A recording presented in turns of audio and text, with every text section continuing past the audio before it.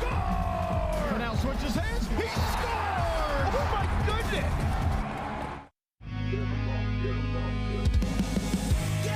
Get 'em up, let's go.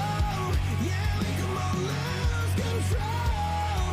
And that's how we know we'll win this in the end. See the move so slow. Yeah, they have nowhere to go. And that's how they know they will have to start again. Yeah, they will have to start again.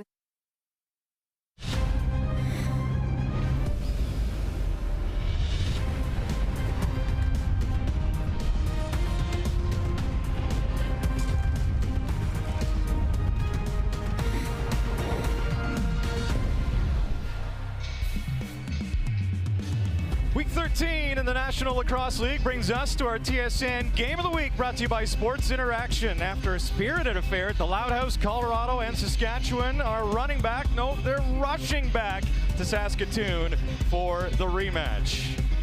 As you can see, a mammoth gap in the standings. Colorado vying to be best in the West. Meanwhile, Saskatchewan, they're just trying to win to keep their playoff hopes alive. Welcome everybody, John Abbott, joined by Pat Gregoire, and for the Saskatchewan Rush, there's a lot of pressure surrounding this team as they try to work their way up in the standings. They think they have the roster foundation, Pat, but they might have been one piece away. They think they've found that. Absolutely, and when you come into this season, you can say the biggest question mark was in between the pipes, and I don't think you can say the reason why they're 6-2 is because of the play of Adam Shute, but he wasn't stealing them games. And the way that their defense is predicated, they want to give up those outside shots. We saw last game, he got picked apart. So in comes Eric Penny, a guy that has logged some serious minutes in the National Lacrosse League, and they hope he can do something here to pick them up. For more on the starter of this lacrosse game, let's go to Chantel Chand with Jeff McComb. Coach, you guys made the move to get Eric Penny. Why was that so imperative for your club? I just think he's a veteran guy that has experience starting in the league, and it just gives us a little bit of insulation for the shooter. Is every game a must-win at this point for your club? Yeah, we're certainly looking at it that way. If we want to get back in the playoff race, one of the things we talked about this week is we haven't lost the season series to any of the Western Division teams yet, so we still have the ability to win all of our season series against the Western clubs, and we need to be able to do that to make a playoff run.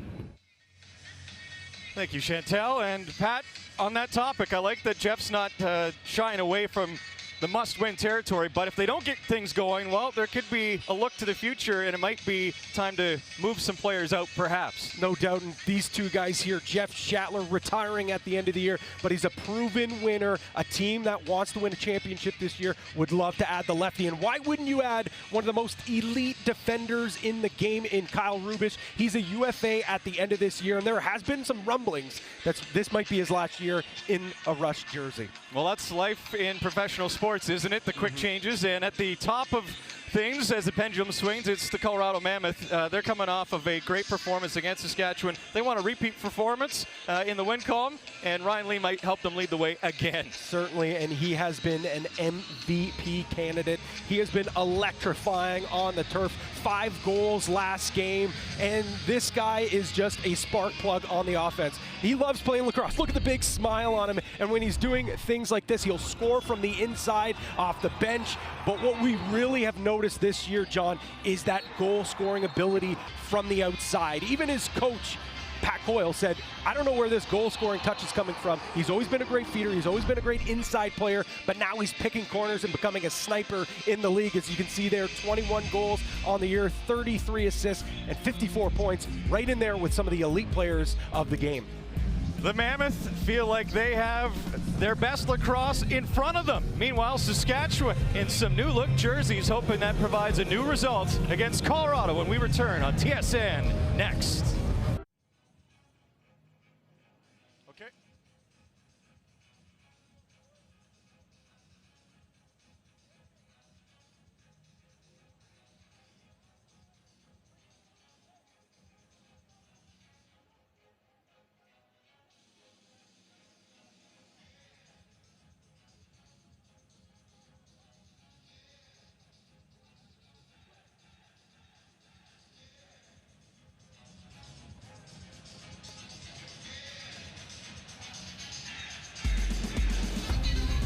It is so great to be part of Week 13 in the National Lacrosse League, especially from Saskatoon, where they pull out all the stops, including a new scoreboard on display for this contest as we set up our starting goaltenders presented by Guaranteed Rate. Dylan Ward made 47 saves the last time these two teams met a week ago when Colorado was paced to that victory. And he's back in net for the Mammoth. A debut for Eric Penny. Heard about him in the pregame, coming over in a trade from Philadelphia, looking to take over perhaps the starting net-minding duties for Saskatchewan. What they hope is a rise in the standings. Messenger, a rare loss to start this game. It'll be Eric Turner shuffling things around.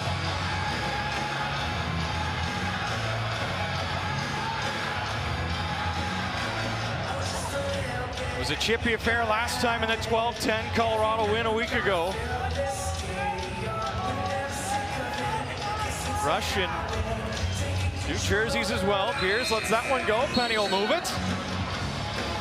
And it's not quite an underdog story, but when you look at the records, it appears to be.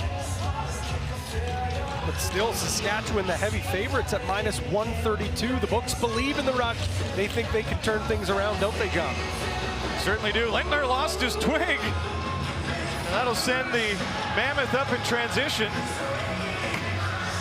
And he didn't have to get a body part on that one. Messenger into it already as things get feisty early between these two division rivals.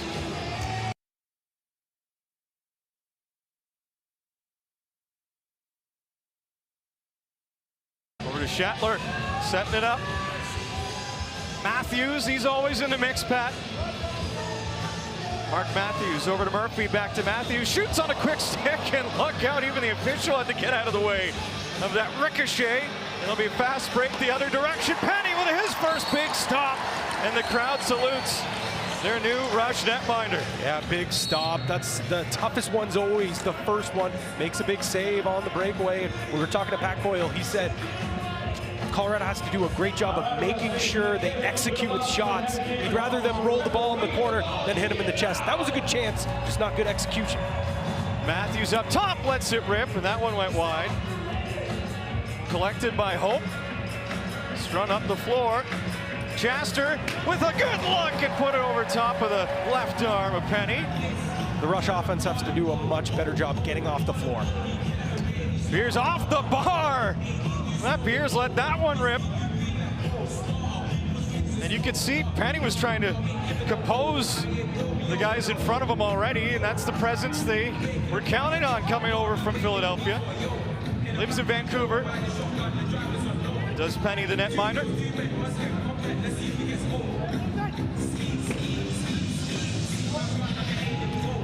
Sid Williams trying to drive through the middle.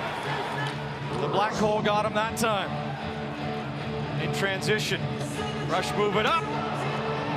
Good look as they try to keep the pace high here. So far have. Lintz will pull it down.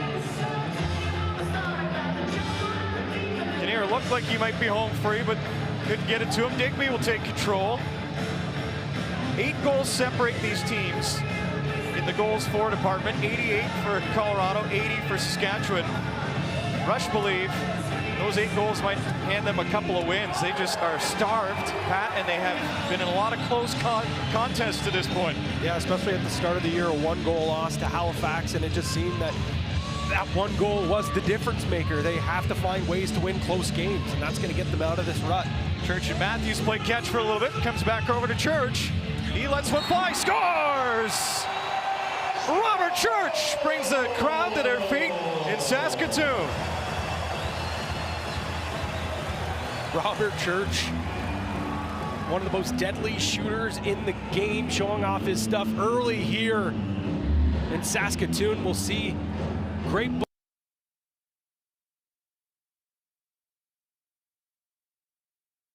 thrown over to the righties, and Church beats his man Robert Hope, who's one of the best defenders in the game. But Church, he's small, he's unassuming, but he's sneaky athletic, and he shows on the run with that shot to give his team a 1-0 lead. 17 for 17.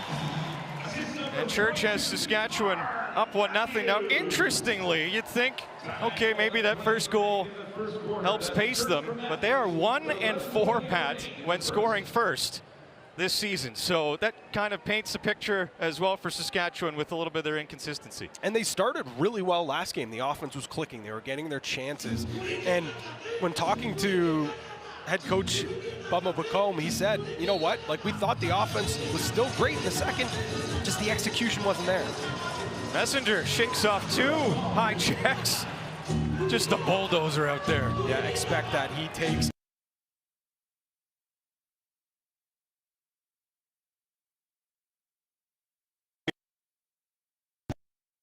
top. Matthews on the side.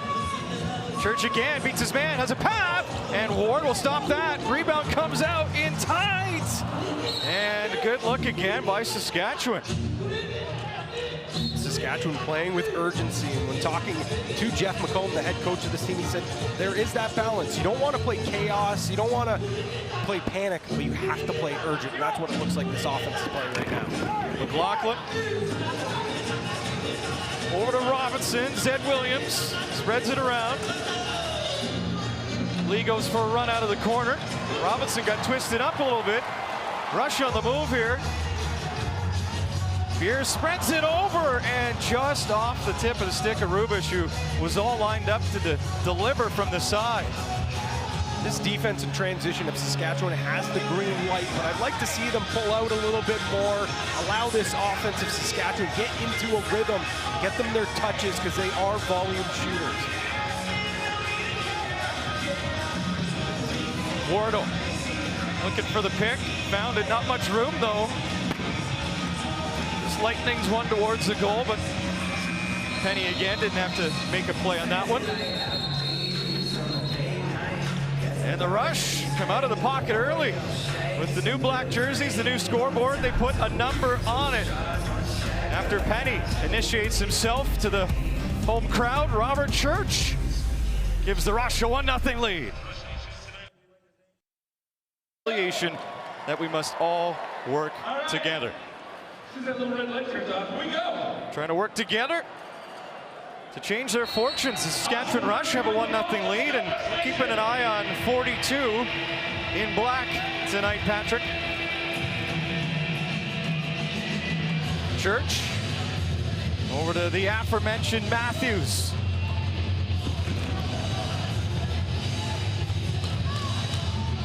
Trying to find some space out there. On shot hit a player in front. I think that went off of Mike Mallory. Rush get it back. 3 to shoot, have to hurry up inside, and unable to backhand scoop one was Murphy. He's actually the captain, Robert Hope, who's a gritty defender, the leader of this defensive unit, but he's got some skill to him. He can take away a ball with a great check, but he's got the big frame and the great footwork that makes him such a special defender. McLaughlin over to the side, Robinson.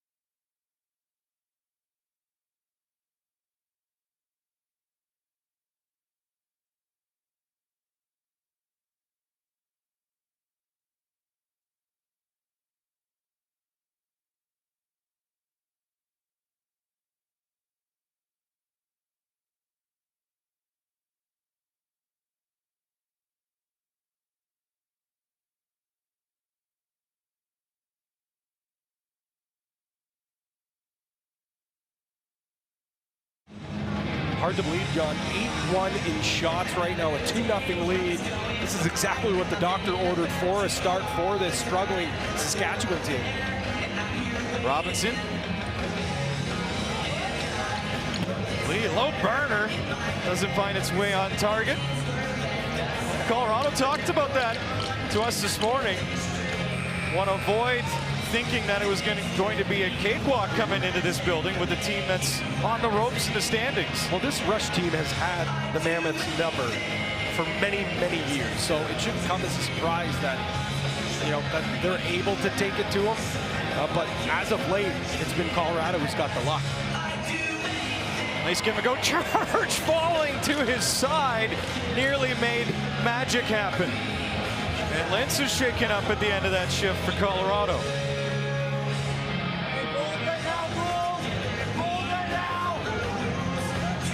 Mammoth looking for an opening, hard to find out there.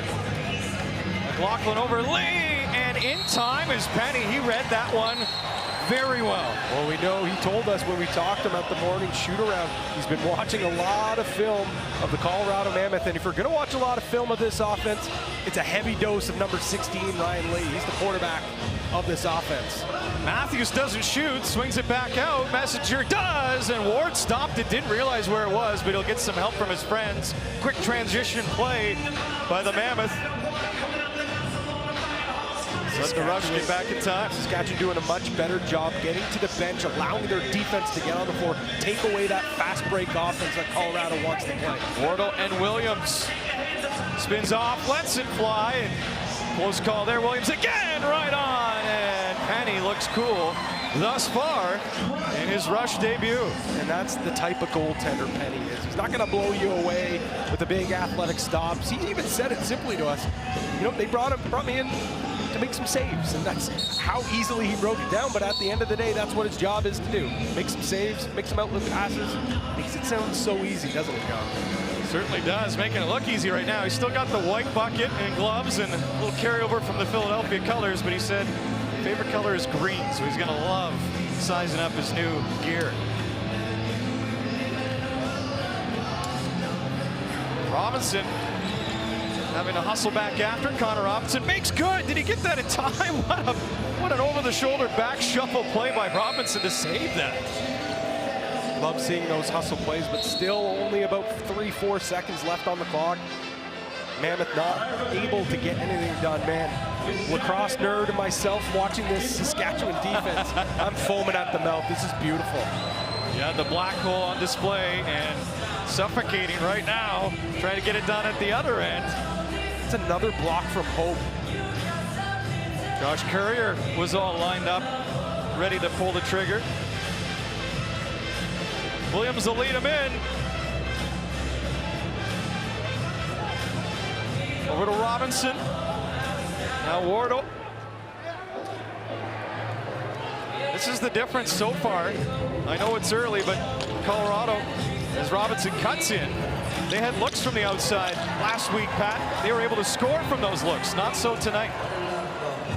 Absolutely not. That's what I said. Penny loves making those outside shots, keeps his angles well, and it's allowing the Rush to play aggressive, get out on hands, force them to take those outside shots, but their backside help is so good. If there is a breakdown, there's always a slide, going body, getting ready to make a play.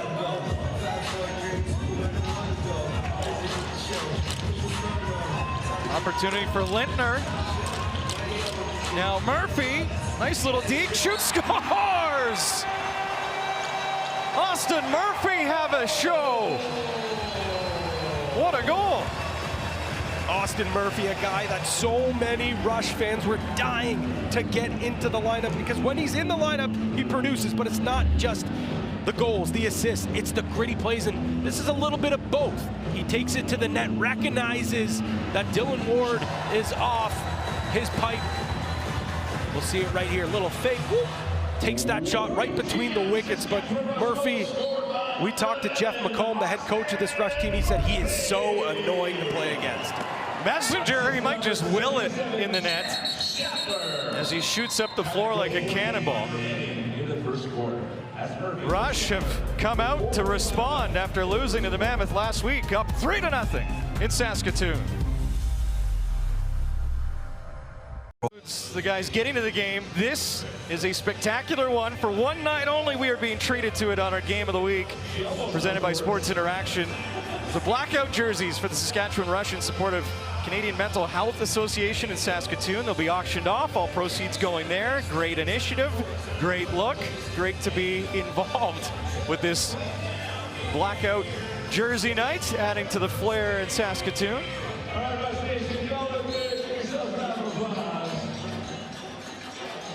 And the Rush have their fans happy right now in the first, 3-0 lead.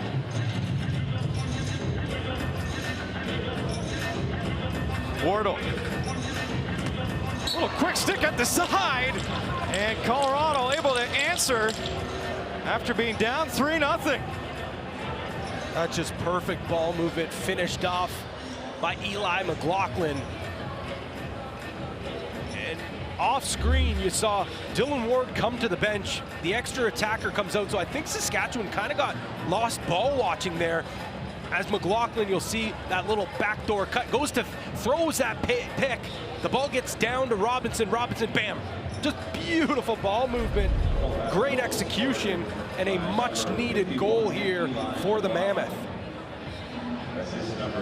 McLaughlin is 16th of the season, gets the Mammoth on the board. You're right, just looking to have any kind of a stopper and get one past the newly minted Eric Penny in his black and green.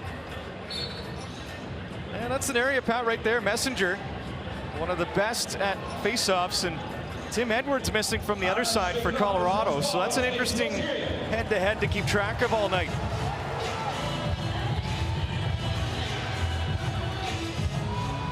Yeah, Tim Edwards, the Western New York product. He's also a great defender, has a lot of energy, so he's not your typical face-off, get-off guy. Church shoots, scores!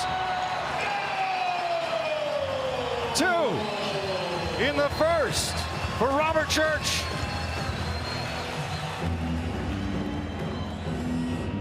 This is starting to look like the peak Rush offense that we've seen so many times over the years. The off-ball movement, look, crashing, banging, ball down low.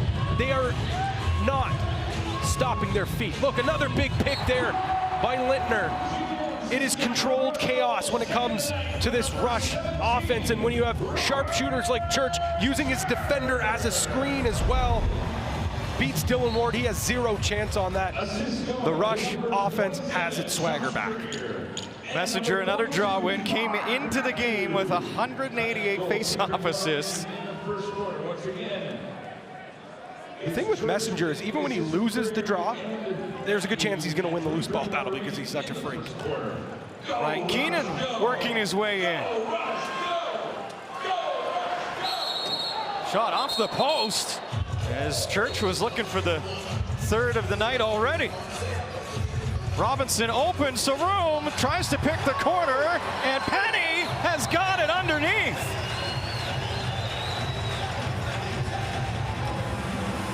I know it's early, but I think this Rush crowd certainly likes their new goaltender. He's getting a lot of cheers here.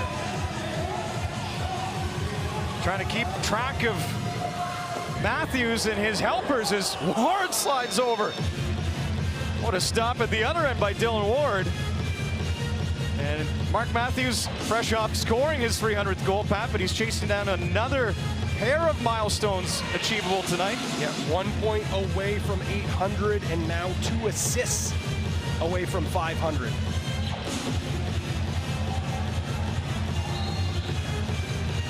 This one up and out will give everybody a slight breather. Terrific pace to this one in the early going. You knew it would be with his teams that met last week. Nice inside play for Lee, and what a stop by Penny. Perfectly executed pick and roll. Lee just gets beat by the shoulder of Penny. Talked about how the swagger starting to build up for this Rush offense. Well, the man in between the pipes for the black and lime green is looking like he's got some swagger going too. Courier. And Church, this time denied by Ward. You can talk about how good of a ball stopper Dylan Ward is, but one of his best facets of the game is making that save in his stick. It's up and out. He's like having an extra defender out there, making it rain from his crease. Ward, a little head fake, slides it over, and a quick stick getting it back, and in position, ready again is Penny.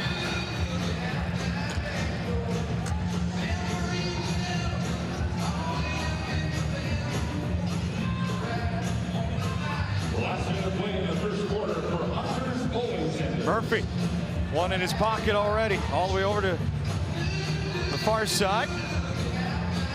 Shatler testing Ward. Mammoth on the run, Penny there. Looks trying to find that loose ball. He is absolutely crushed, trying to search for that. Beers now a little rough ride. Saskatchewan comes up with it. John, there's so much talk about the Rubishes, the Corbeils, the Cornwalls, the Beers. That man right there, Holden Garland, is one of the most underrated transition players, not just on this team, but in the league. Freak on loose balls, moves the ball in transition. When he gets his chances, he can score too. Ward will deny Matthews that time. Time running out in the first. Church trying to set it up. Long shot, easy save at the buzzer for Ward. What a start for Saskatchewan. An unbelievable start, 18 shots, 4 goals. We said their offense had to start fast, and that's certainly what's happened. The guy in net's been pretty good too. Eric Penny in his debut has been solid, and Robert Church has the rush rapidly moving out of the first quarter with a 4-1 lead. Our NLL game of the week continues with the second quarter when we come back.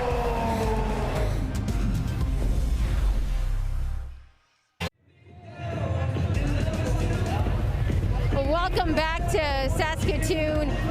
And yeah, Ryan Keenan, I had a chance to speak with him earlier this week, and we talked about the growth of the league. He talked about being a kid and seeing his dad, Derek, win multiple championships with the Toronto Rock. And he also talked about how he saw franchises like Portland and Anaheim fold. He said he came into the league when things really started to take off, and you know, a lot of that has to do with Nick Sekovich, because he came into the league, there was only 9 teams, now there's 14, and a 15th one with Las Vegas next season. So safe to say the league is in a great spot. John, Pat?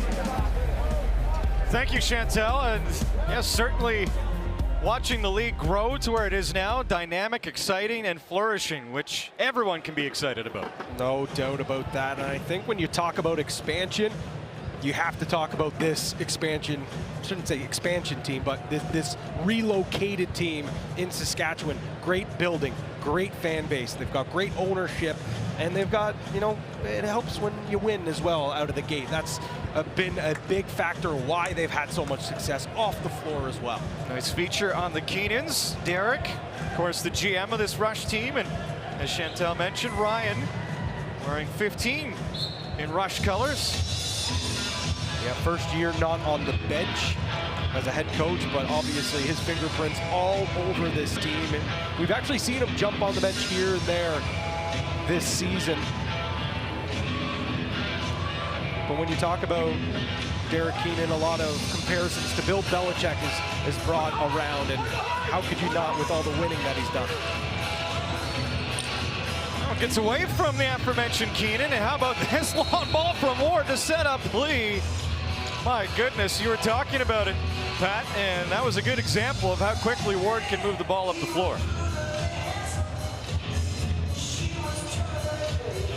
So it looks like Kinnear's going to head to the penalty box, meaning that's a illegal substitution. Ryan Lee just a bit too early onto the floor there. So the Rush going to have a chance here on the power play, the first power play we've seen here tonight. Going up against the league's best penalty kill. Absolutely stingy is Colorado in that department, and room to grow for Saskatchewan. Have scored 6 of their 14 goals on this floor, though, as Matthews tries to pick the far side. Getting a piece of that is Ward. Just 7 power play goals allowed all year by this Mammoth team. don't want to take it away from the penalty killers, but what's that old adage? Your best penalty killer is usually your goalie. I think you could say that with Dylan Ward in between the pipes. Fair to say. Although they've scored 5 shorthanded goals this year as well, have the Mammoth. Beers trying to avoid having that fate come true as Wardle shimmies and shakes, but the shot clock runs out. He'll be happy with taking some time off the board.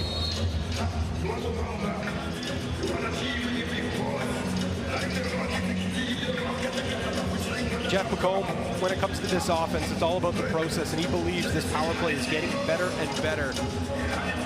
And a lot of the reasons, not because they haven't been getting their looks, it's just not sinking. Church, low shot. Does that trickle in? No, Ward gets back. Robert Church looking for goal number 3 on the evening. He's having himself another great season. Been a lot of inconsistencies with this offense.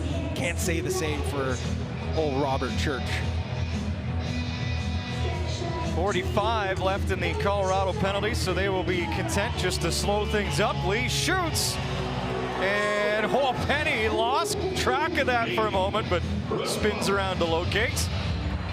Yeah, when Ryan Lee takes those shots on the run, there's a lot of English on the ball when it bounces down low. Penny getting lucky there. Saskatchewan trying to set something up just at the tail end of this power play. Matthews behind the back, Keenan didn't get everything on that. Slowed up off of Hope, who gets in front of another one. And Ward will send them up the floor.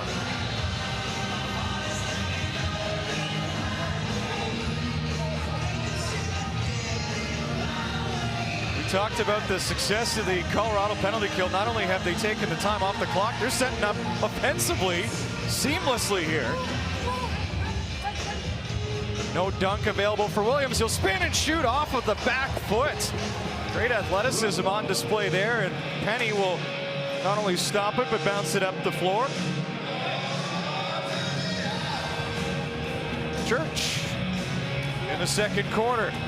Fires, scores, hat trick for Robert Church. Take me to church, Robert. The pride of Coquitlam is buzzing here in Saskatoon early on. And it looks like a little bit of a slow, methodical change. They look like they're going to slow things down, but Robert Church sees an opening, and you cannot give that much time and space to players like Robert Church. Great pick there by Courier to give him even more space, but he just pulls the trigger and beats Dylan Ward. 5-1 ball game. 19 on the season now for Church, who has 3 in the game. Garland will hustle it up. 5-1 rush. 4 goals in the first. Church here in the second. Assist for Eric Penny on that one as well. Matthews down low. Rebound off of Ward. Fresh 30. Murphy. Nice play on the drive there by Lintner, but Ward turns another one out. Good recovery by Saskatchewan again.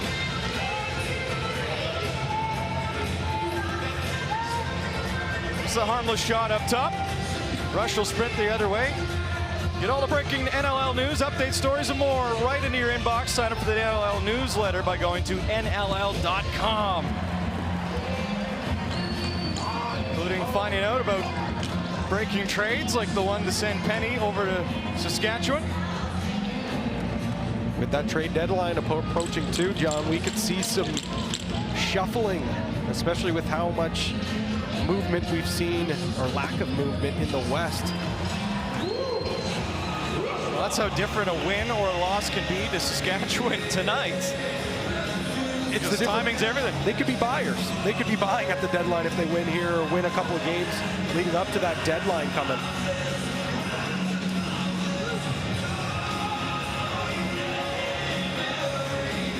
Lynn scoops up a loose ball.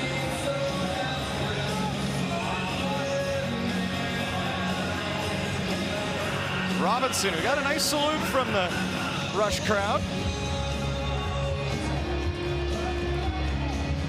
choose to wear those colors, of course. Ryan Lee tangled up.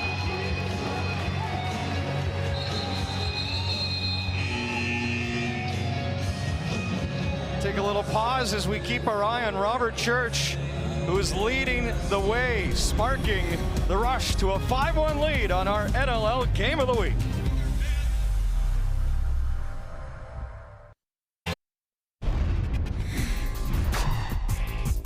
Lacrosse sticks have been around for hundreds of years, and the first ever sticks were used in a game called stickball. The sticks were much shorter and they had round heads, and they were used in this game that was said to be given to Indigenous communities by their creator. The stick then evolved into these hand-bent and carved wooden sticks like this one here in the 1800s, before moving to an all-plastic model in the 1970s. Now the stick has developed so much that you can select a head and a shaft based on your own specific position. So we may have gone from this to this in just a few hundred years, but the traditional meaning behind the stick and the medicinal powers that it holds has not changed. I'm Mackie Jenner, and that's this week's Lax Fact. Loving the Lax Facts with Mackie Jenner, and there's a man that knows how to handle the stick on the face-off circles. We get back underway. Pat, when you were playing, did you have any intricacies with the lacrosse stick? No. John, the way I played, you could have put a tennis racket in my hand. Not a lot of stick skills. It's used more for bashing and whacking. Let's just say that. So as Keenan tries to cut through, so you weren't taking it home for safekeeping between games, is what you're saying. Tucked under the pillow. No, I still took very nice care of it. I just wasn't doing magic on the floor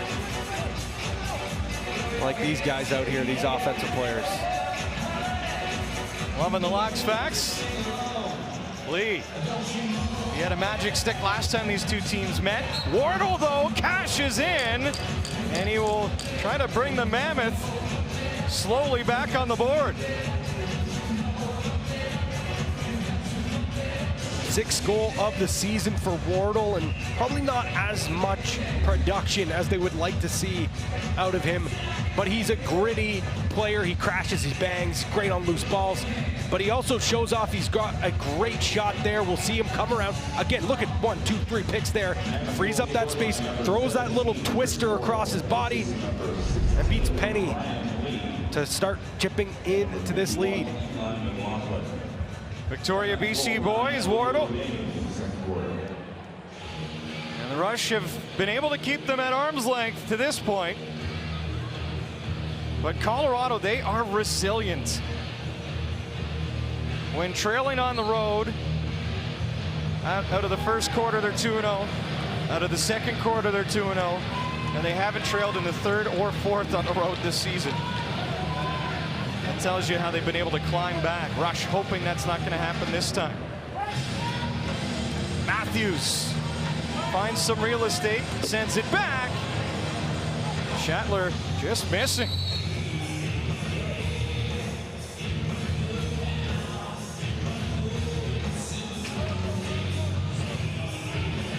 Shots 25-15. Remarkable how good this Rush defense has played, and I know it's early, but just 1 assist so far for Ryan Lee. They've kept him at bay. Penalty coming up. Well, he exploded the last time around. Penny, he's no stranger to getting involved, and that'll draw a crowd at the whistle.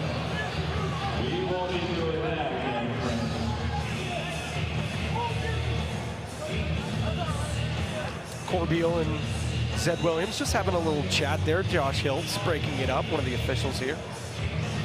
But it's going to be Matt Beers heading down into the penalty box. Saskatchewan penalty number 2, 2 minutes holding.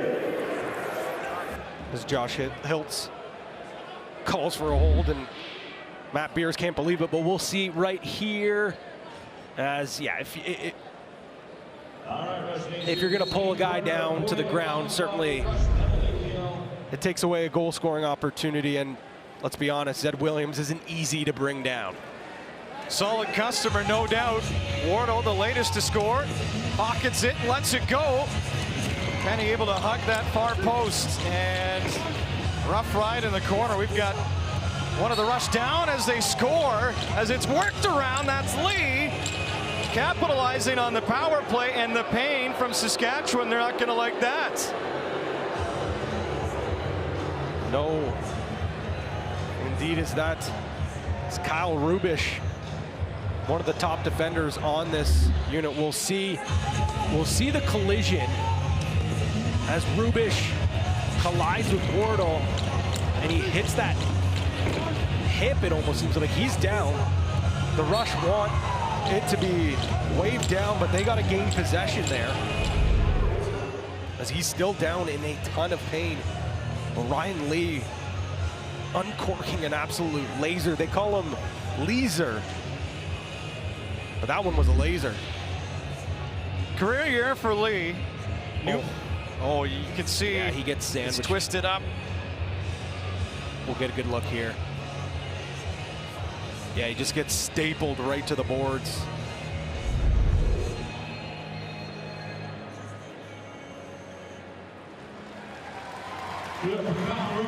Rubish is a tough customer too. And that shoulder does not look good at all. That is bad, bad news. He's not heading to the, no, now he's heading into the tunnel. Well, that was one of the storylines of last week's game in Colorado, is the aggressiveness of the Mammoth that actually led to goals on some plays Saskatchewan might have felt should have been called. And wouldn't you know it, on a power play, the Mammoth cash in. But you're right, didn't have possession, so Lee will continue his hot streak in his career year. Matthews tests Ward, who slides over. What a season it's been for Ryan Lee, the Newmarket native turned Denver resident. Matthews slides over. Easy stop from the outside by Ward, who has a little shoulder to help out the pace of play. Yeah, I'm sure the Rush fans, after seeing that replay, want a boarding call. It's tough because they both kind of go in together, but definitely a dangerous play you never want to see. Lee, hot flyer, then a second one. Just a rocket delivered, but neither on target. Keenan, good look for Cornwall.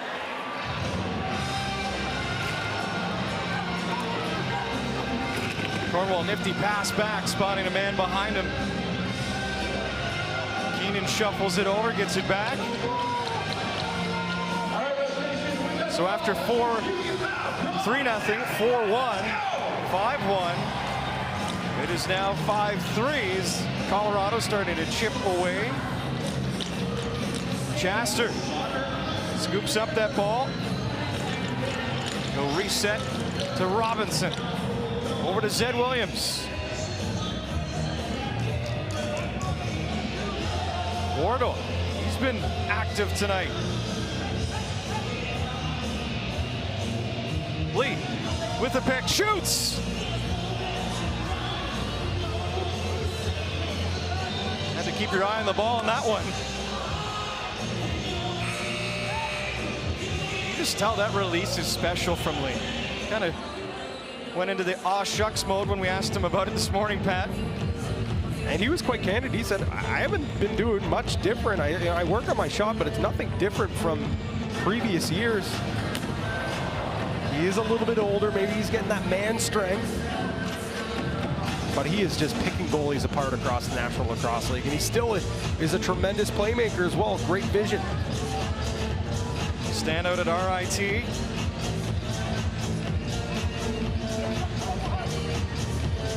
Lee will set it up this time. Trying to go behind the back was Kinnear. Rush will take control. Almost on cue, Pat, we were suggesting Colorado, no strangers to working their way back into lacrosse games. And Saskatchewan's trying to find a little more breathing room. Awkward bounce, Shatler diving! Does he have it? Ward able to contort himself on that. Shatler diving attempt. Rush doing a great job. We've seen a couple of times now. Forwards crashing the net, picking up those rebounds. Just Schattler not able to get that by Ward. Penny, what a stop! Holding his ground in tight against McLaughlin. My goodness, that man is likely going to be busy as the Rush out in front, but Colorado mounting a comeback from one of the hottest hands in the league, Ryan Lee. Saskatchewan entrance into the Brier, led by Skip Colton Flash. It's got to be a superhero with that type of name. And that leads us perfectly into telling you curling continues, of course, on TSN on Friday with the Tim Hortons Brier live from Lethbridge as the country's top men's teams, including that one, battle for the chance to represent Canada at the World Championship. Catch every draw all tournament long right here, only on TSN. Saskatoon's been busy lately producing top-notch athletic moments. Emily Clark coming back this past Tuesday to the airport we arrived in. A little bit of a bigger welcome, not surprisingly, for Emily Clark. A great moment celebrating one of the members of our Canadian women's gold medal winning Olympic hockey team, and the other team that occupies this building, the Blades, and Kyle Krinkovic just tearing up the Western Hockey League, leading the way with 76 points. As we hope we can continue to check out CHL and TSN as well throughout the season. A lot's happening in Saskatoon, including the Rush leading 5-3. Keenan.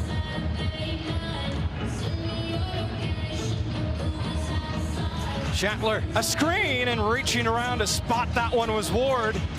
Problems for Hope, though. It comes back to Saskatchewan, then they give it away.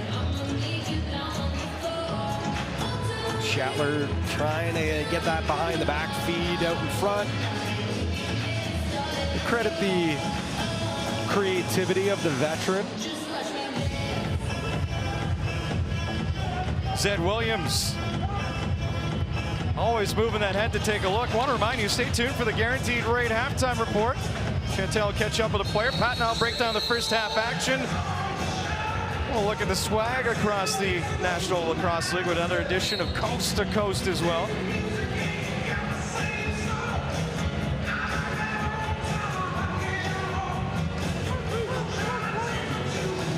Just blanket coverage from Colorado. Ron John and company just not allowing Saskatchewan an inch on that last possession. Quickly up the floor they go. Nice moves from Ron John, and he is swarmed right now. And the Rush fans like that, a recovery off an aggressive play. Loose ball still up for grabs here. And good news. Rubish. Good news. He looks fine. All of a sudden, Rubish back into the fray. My goodness. He might have ran out right of the medical tent there. That's how fast he was moving. But a delayed penalty coming up here. As Penny's out, they'll have the extra attacker. Matthews to the side, quick stick, and how did Ward get a piece of that one? Might have been off the post as well. Matthews fakes behind the back, a little swing plate down low. Nice recovery. They're going to keep this going on the Rush. Matthews again holds, calls his own number. Ward keeping the Mammoth locked in here with the extra attacker on for Saskatchewan. No surprise it looks that way. Strong possession for Saskatchewan ahead of a power play. Might not get there. Quick stick attempt at the side. No go for Connor McClellan. And Colorado will head to the box. And keep in mind on that last shift, Lintz, Gillis, and Hope all out for that extended shift. They're 3 of the 4 top penalty killers as well. They're not coming off the floor as it's only Joey Capito heading out there. So 2 minutes holding stick. The holding the stick penalty is called, but we'll take a look here. It's time for you to. As Corbeil gets his stick held by Jalen Chaster. Has been a nice young addition to this Mammoth defense, but just a little overzealous holding the stick there, and this Rush will have another chance on the power play. 0 for 1 on the power play. 2 shots the last time around. Quick stick, scores!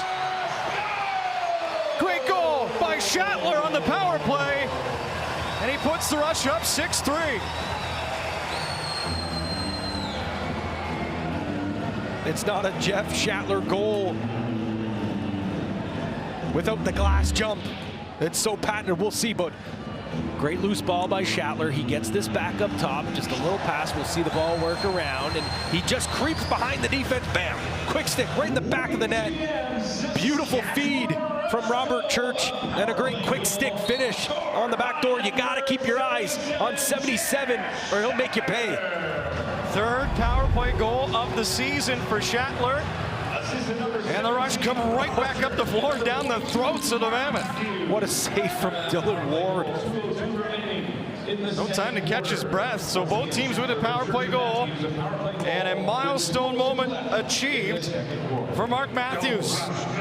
Point number 800 for Mark Matthews. The mailman, they call him, because he always delivers. One of the best feeders in the game. One of the best players we've seen in recent history. Lee, a rocket over top of the net. McLaughlin leaping out here. Rather, that was Kinnear on his way to the front of the net, and Penny able to stop that one. Transition play nearly sparked something. What a save there by Ryan Dilks, going all out. The crowd loved that one. Ratcheting up a touch here in the second. And with that assist there from Matthews, now he's only 1 away from 500. And Colorado, just before the end of the half, find a way to answer back. Zed Williams. It's only a matter of time that Zed Williams starts to find his groove in this offense. Whether it's indoor, outdoor, on the turf, on the grass, it doesn't matter the playing surface. This guy is one of the best in the biz. An absolute howitzer on the run. He's on his wrong side. But when you can shoot the ball like that, there's no such thing as a wrong side for Zeddy ball game.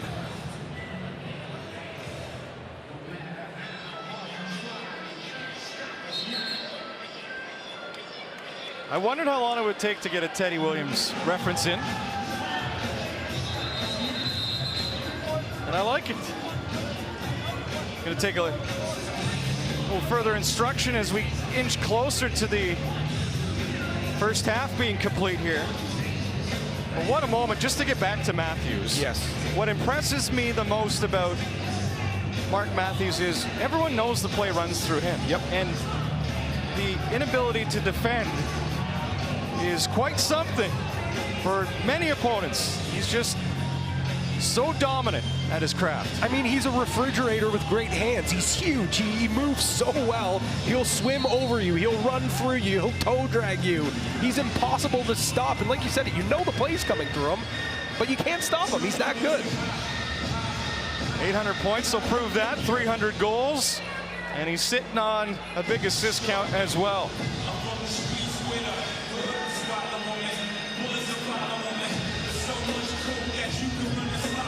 Lee looking through traffic. 12 to shoot. Errant ball comes back to Williams. Now it's 5 to shoot. He unloads, stopped there. Sliding shrug by Penny. And a little bit of a discussion going on there. I think that was a very late reset. As they're having a discussion, I think that's exactly what happened. But the timeout was called. There's 14.7 seconds. But you can see Tyler Digby wanted that reset much earlier. And that's what the Rush are saying. That there was a discrepancy between that reset. They don't think that there should have been a reset called. Time would have expired on the shot clock, and then they wouldn't have had that opportunity to get that shot, get the other reset, and then call the timeout. Yeah, originally it looked like we were headed that way. It didn't look like it was going to be a reset because of, you're right. And that's what Mark Gardonia John Vandergeisen are having a discussion, and I believe, as you can see, they're talking there. But Jeremy Talivi will carry on. He said, listen, we're going to have to defend here, so they're going to chalk something up here. And try to stop this potent offense, which you can assume that the shot's probably going to come to Ryan Lee, but he's a great feeder as well. Wouldn't be surprised to see that fake shot to the back door. We know he's got a boatload of bags, or a bag of tricks, I should say.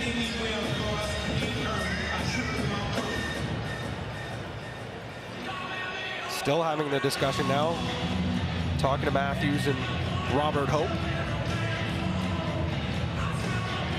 Remember the Guaranteed Rate halftime report coming up after the buzzer. What a great first half in Saskatoon. I think you're the Mammoth. You're probably okay with the score right now. I don't think you're okay with the effort and the production, because you know the offense has been stifled pretty good 5-on-5. So they could say, you know, the rush. As the shot was taking place, 5 seconds on the shot clock. Straining to hear the explanation, but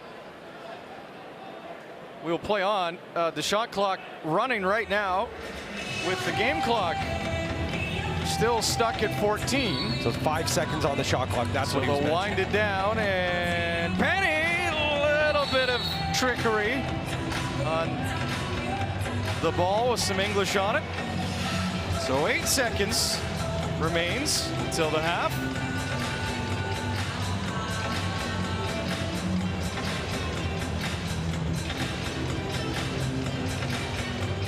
Chantel getting ready to sprint out onto the field for the interview. We'll hear from Mark Matthews as he sets some history in Saskatoon tonight. Double back with the recap of the first half, and we'll look at the out-of-town scoreboard and the swag across the NLL as well with another edition of Coast to Coast. Are you a turtleneck guy? I am not a turtleneck guy, John. I don't think I have the figure and the facial shape for a turtleneck. But the Thunderbirds, they certainly were rocking it last weekend. Cody Jamieson, I saw that. Doing his best impression of Joe Burrow. I think you could put the Buffalo Bandits in that conversation for swaggiest teams as well. Oh, we gotta work on that. Okay, we need to open up the purse strings for a gold chain and a turtleneck. I'll see what I can do.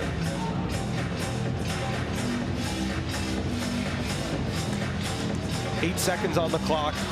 Doesn't seem like a lot of time, but when you have playmakers on the floor like Mark Matthews, he might be able to make some magic happen.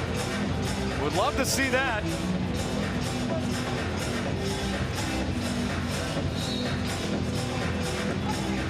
Matthews sprinting up. 5 to play. An arrow right to Ward, who shakes it off, and that's how the first half will come to a close.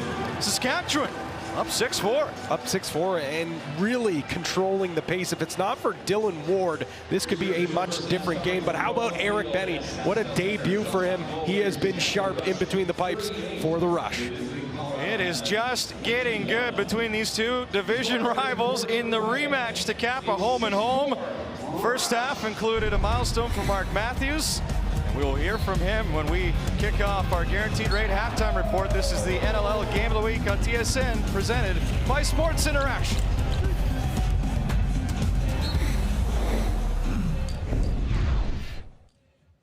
Used as a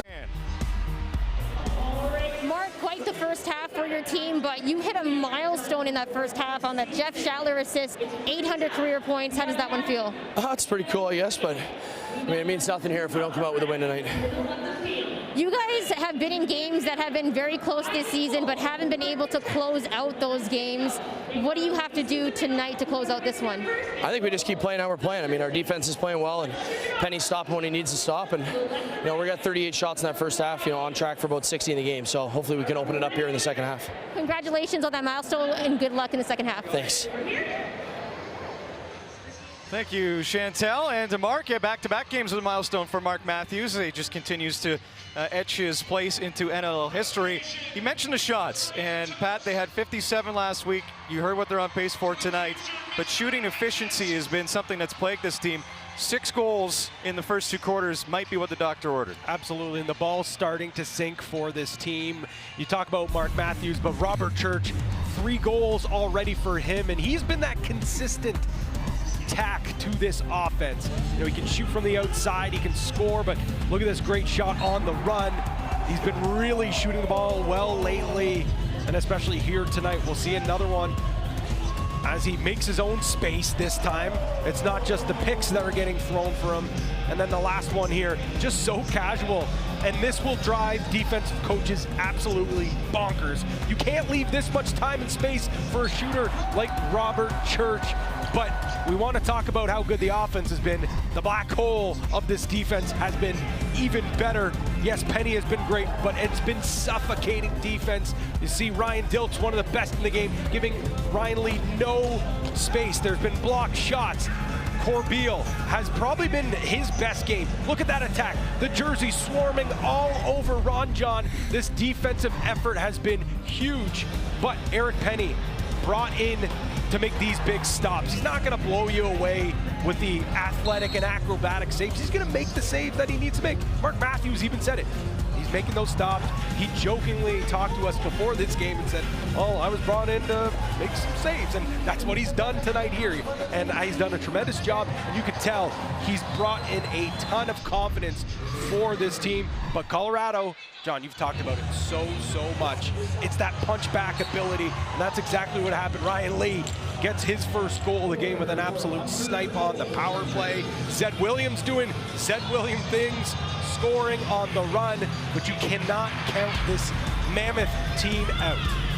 You can see how Saskatchewan, part of their game plan yet, just continue to pepper Ward, who did not fall in last week's contest, but Saskatchewan liking what they've received from their efforts, and boy, it could be another tight one, as it has been all season long, it seems like, when the Rush are involved.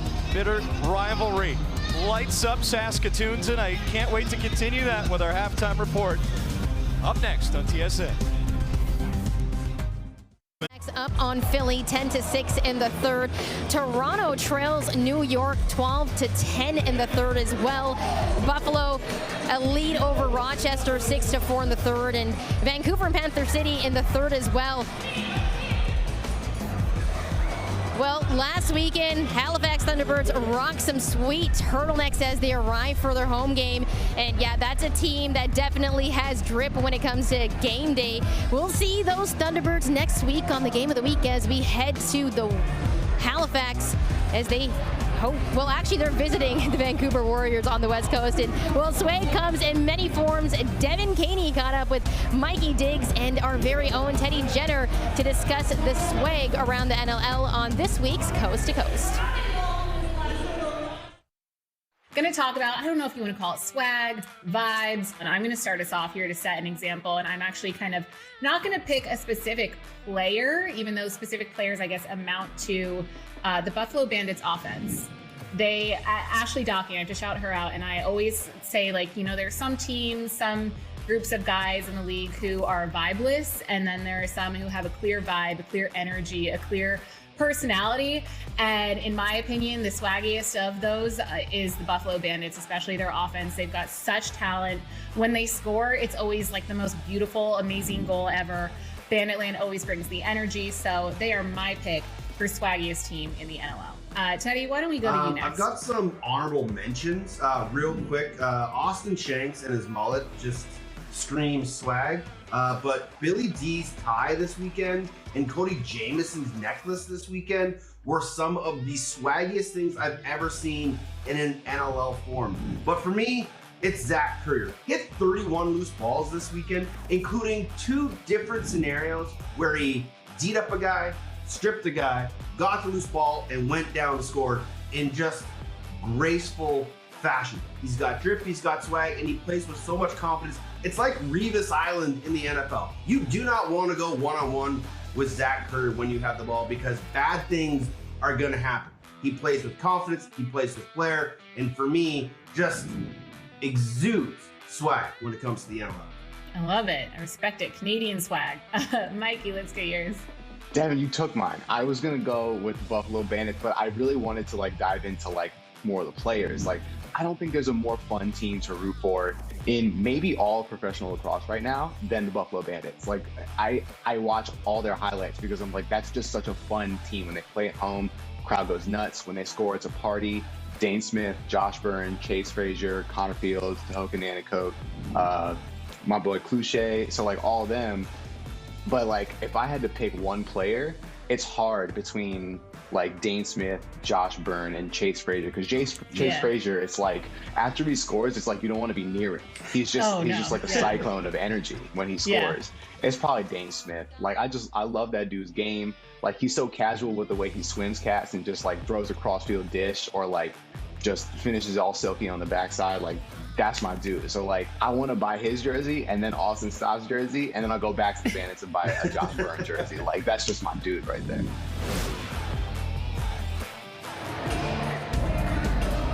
Well, I know the NLL guys have swag, but look at these dogs right now with the swag, with the Frisbees. Second half action coming up between the Rush and the Mammoth. You're watching the NLL on TSN. NLL Game of the Week presented by Sports Interaction. We have been treated to so many great Game of the Week appearances, and this one is no different with Saskatchewan leading Colorado 6-4. John Abbott, Pat Gregoire, Chantel Chan with you. And that man continues to carry a hot stick. Ryan Lee from Colorado will do what he can to try and swing the Mammoth closer to this Rush score. And Matthews blazing a trail for Saskatchewan. Pat. So funny that when he was talking to Chantel Chan before that interview, she said, "Oh, you hit a milestone tonight." He goes, I don't know.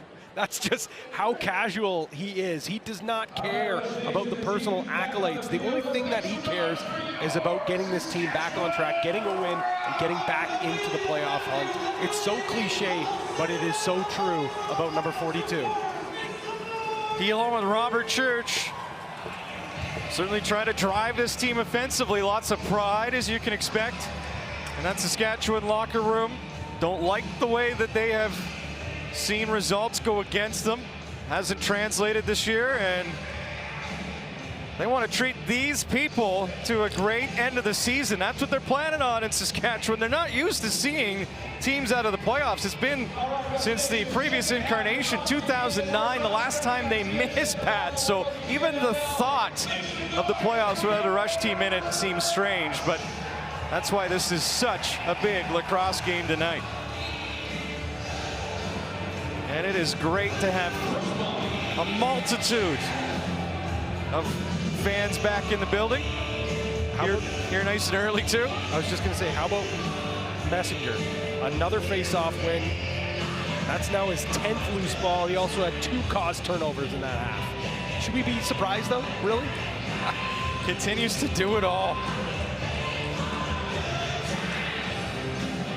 Sprint ahead by Colorado. You're trying to start the third quarter on a strong note. Wardle with a 3-point first half. Over to Lee.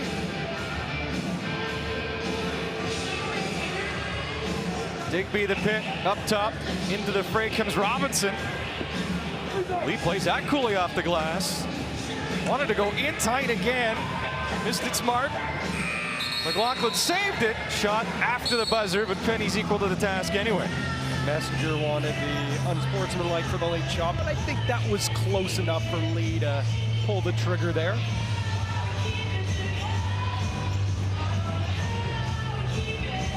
Lintner to the side. Murphy. Up top for Austin Murphy. Around the horn, Murphy Swings one over, and Ward didn't have to be moving on that one to make a save. Colorado changed it up with the ball in front of the bench. 32 stops in that first half for Dylan Ward. There's some goaltenders that finish a game with 32 saves. Saskatchewan continuing to pour it on. 57 again was the total from last week. Ward is going to need a cold shower after this one. Robinson airborne, chopped at here. Good hit at the side.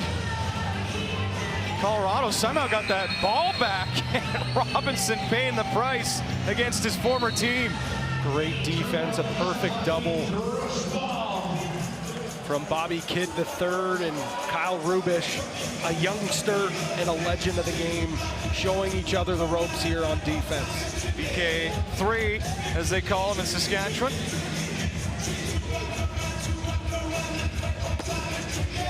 Easy stop by Ward. Oh, the follow-up from Keenan. That would have been a thing of beauty had he been able to go over top, but couldn't quite find the handle.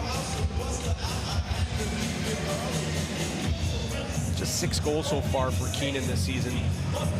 And it's not for a lack of chances. He's getting so many opportunities, about a 6% in shooting. That's just very uncharacteristic for him. But again, kind of the theme of the season so far. Lots of chances, just no luck. Saskatchewan feels they have come up in the tough times a little bit, uncharacteristic times, but still real with their record that they have work to do whether they like it or not. And it starts tonight was the charge so far, leading on the board 6-4. Messenger's going to take it himself, and just at the last moment, he draws a check from behind by Gillis.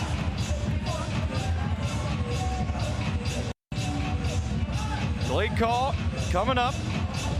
Penny to the bench. Courier. Oh, a fake and a spin. Would have loved to see him keep going with that one, but he'll shuffle it over. And Matthews thought he had the 5-hole picked with the wickets open, but Ward will shut it down. And Saskatchewan back to the power play.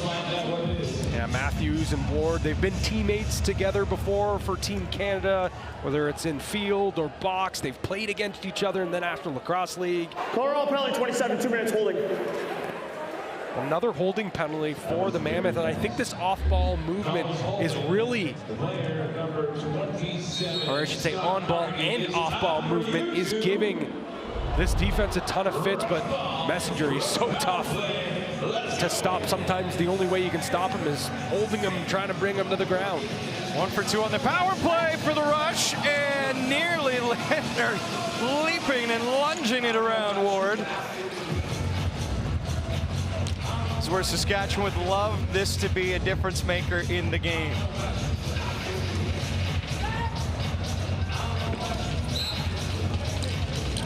A souvenir on the power play.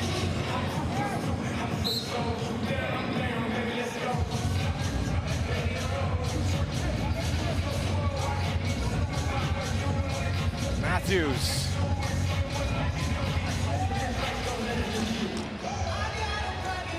Hot shot sent Ward leaning to one side. Didn't have to make a stop off the bullet from Church, who has 3 to his name already. Power play winding down. Saskatchewan, quick stick, Church scores! What a finish from Robert Church, 4th of the game. Pure filth from this rush offense on the power play. Starts with a little skip to behind the net. Robert Church, and just tic-tac-toe. That is a beautiful give and go behind the net. And Dylan Ward just looks up to the sky. How am I supposed to stop that? I don't know, because that is just perfect execution on the peeper. Church with his 6th power play goal of the season. And now his 4th of the game. And he's got 20 on the campaign. Rush trying to add another in short order. Opening up a 3-goal gap on the board. In tight, Littner! Nice stop by Ward, denying the rush attack. Littner's been all over the crease. That's the type of player he is. Whenever he scores, it's usually only 2-3 feet from the crease. He just hasn't been able to beat that man in between the pipes.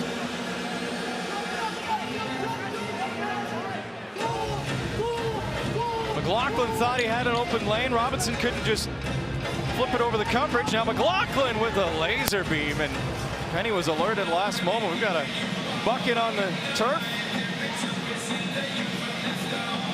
Nice catch by the backup shoot to bring that one in as Saskatchewan and Garland are pulling up lane. Colorado in transition here.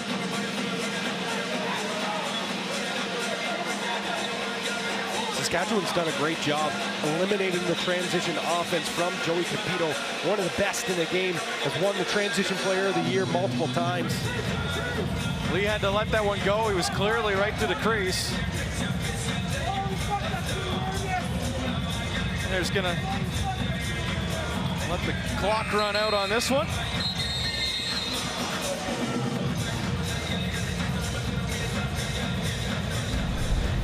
Rush have added another in the third. Robert Church again, his fourth of this game.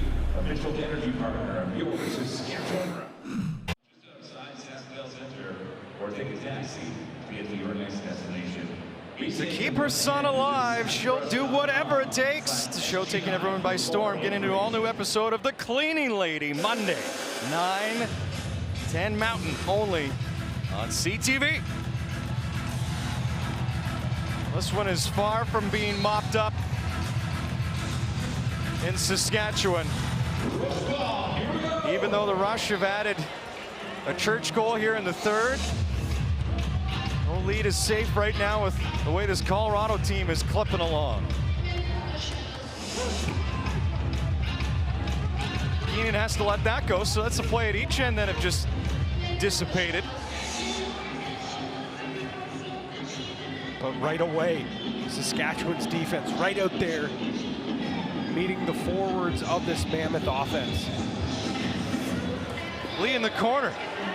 Up top, Zed Williams. Low shot, but waist high, comes right back to him, but then lost control. Nifty little play there by Bobby Kidd. Bobby Kidd swings it over, and Rubish put a roller right behind Ward, who had to do a reverse snow angel.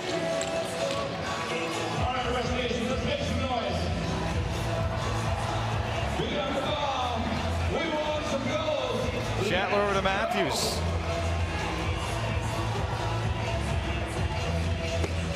Rising shot. Took some skill just to get it over the crowd path. Yeah, that's just a goal scorer shot there. Doesn't find the back of the net, but tricked Dylan Ward, and that's just the deception, the release that Matthews has.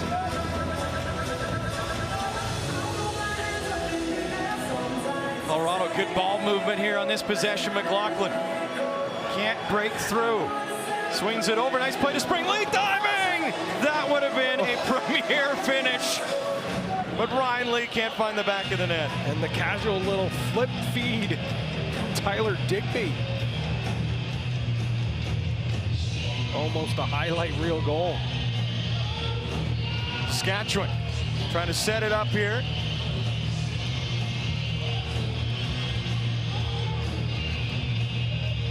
Murphy, Lindner, over to the side. Shatler with a shot right on, and Ward able to turn that one away. You had a chance to talk to Jeff McComb, head coach of the Rush this morning, about several things, and one of the topics, Pat, you know, with 2-6 team, you can fall into bad habits, you can be down on yourself. That hasn't been the case with Saskatchewan, and that's been impressive as they try to respond this season to their lot in life. Absolutely, and it hasn't just been game by game. He said even when teams go on those runs, they've always had the ability to stay positive and stay with it. Credited that to a veteran group that's been around. Key pieces, certainly. Matthews drawing it up. Just pops it out for Murphy. He'll take a long look at that one. Blocked in tight against Ward. All the way back to Penny, who says might have a number change coming up before the end of the season. So if you're getting the 35 rush jersey, just hold the presses on that one. Scoop is might be changing after tonight's game.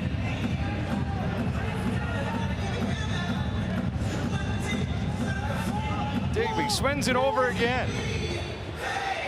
Lee up top, doesn't shoot in the middle. Digby wanted that return feed, and now he questions if there should have been a little something more.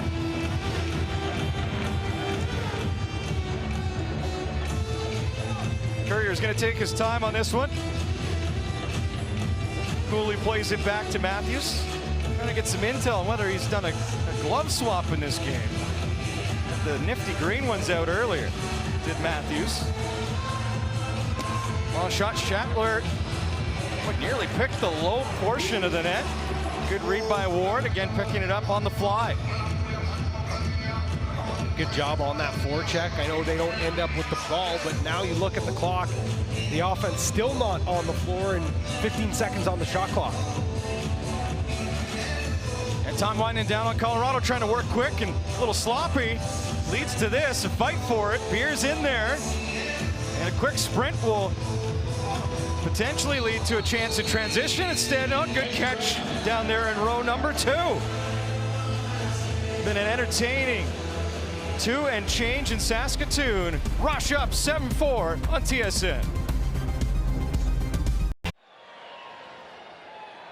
Big night again for Jeff Schattler. Goal, 2 assists for the Saskatchewan Rush.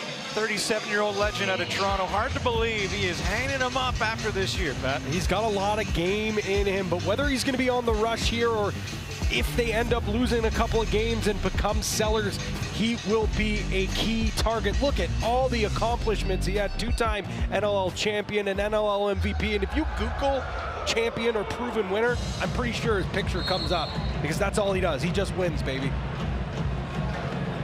Get the Google Home to start playing on people again. That was terrific a couple of weeks ago. Lee scores! What a laser for his second of the game. Ryan Lee with the magic stick. Another shot on the run from Ryan Lee. And the absolute tear continues. We'll see right here, ball's gonna come across the far side and just right on the run, bam, little skip. We'll see it again, great feed from Robinson, great pick from Digby. And Lee continues an MVP caliber season. Not bad for a kid from Sharon, Ontario. Flying attempt here. And he'll always say, when you say Newmarket, he'll be sure to correct you. Well, I did, so I guess you're just living up to the proper location. He did play for the Newmarket Redbirds in minor, played Junior B with the Newmarket Saints, so close enough to Newmarket, but he wants to make sure you know. No, that's Sharon on the map. Yeah, absolutely. Let's do it. Certainly doing that tonight and doing it this year. Has been fun to watch. League-wide has lead. Zed Williams off the glass, right on goal. Penny shuts him down. I like the aside that Lee is one of a group of players that are now calling Denver home, and it's made a big difference.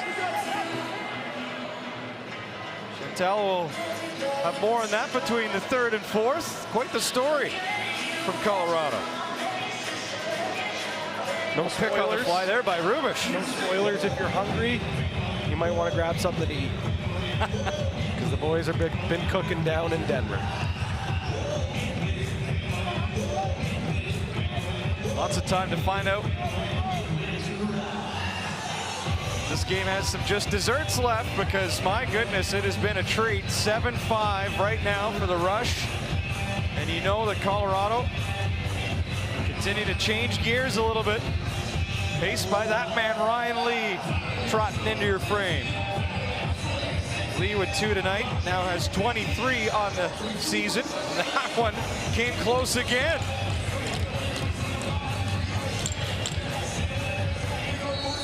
I remind you to get game ready.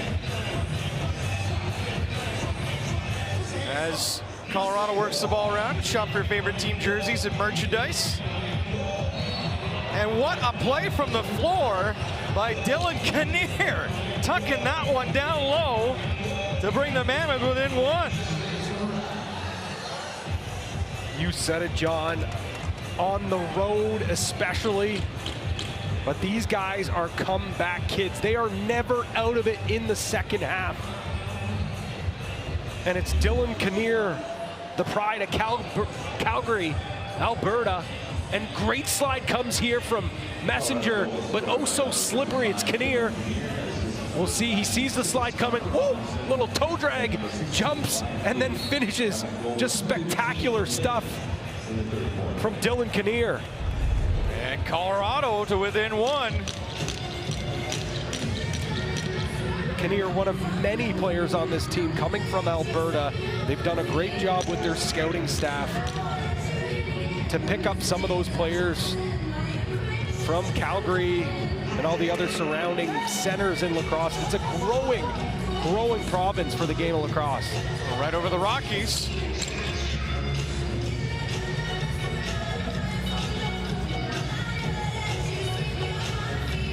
Another assist for Robinson, who's been known to score goals this season, but he's being a playmaker here tonight. Lee, a bullet. Penny seeing that one all the way in.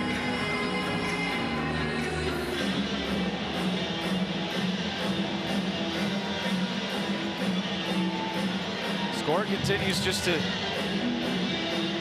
continue to change in ebbs and flows, obviously. Colorado has the edge in this quarter. I think there should have been a reset there, and everyone on the floor in a black jersey seems to agree, but the officials say no. Thought that might have went off the hand of Dylan Ward, but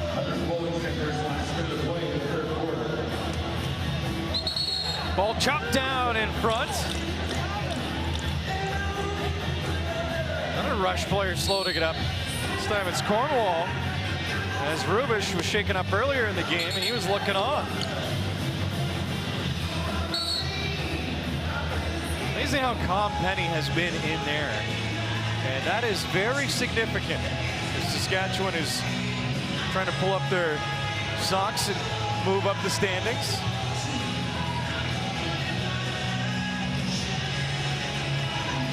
Have some work to do. 4 teams in the West will graduate. Delayed call coming up here. No extra attacker coming out as Eric Penny goes to the bench. There will be pardon me, right at the end of the quarter, of course. And 3 from the West will move on with the wild card opportunity. Saskatchewan near the end of the quarter, find the handle and score. Rush think they have one, but Murphy might be denied here.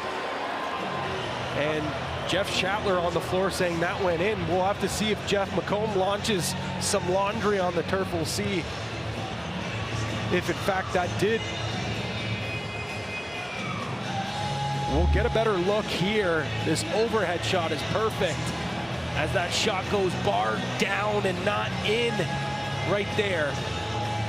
Is that Hope pulling it off the line? Yeah, and that's just a veteran headsy play from a smart player to scoop that ball out of the crease, make sure it doesn't trickle in. But that first chance even was close too. The second one goes piping down, but not in. Well, it's just the way they drew it up, but not the way they were hoping to finish the quarter, as Colorado comes back to cut the gap to 1.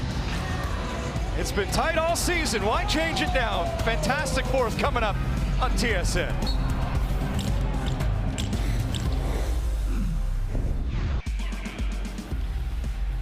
Cooking in Saskatoon with the game on the burner. 1 goal difference on the scoreboard. And for more on the Colorado perspective on that, let's go down to Chantel Shan. Well, there's one thing that's undeniable for the Mammoth this season. They have great chemistry. I had a chance to speak with Connor Robinson earlier this week, and he said the big reason is because a lot of the guys moved down to Colorado for the season. In fact, 10 of them live in one big apartment complex. And it turns out that Eli McLaughlin is quite the chef. He could throw down in the kitchen.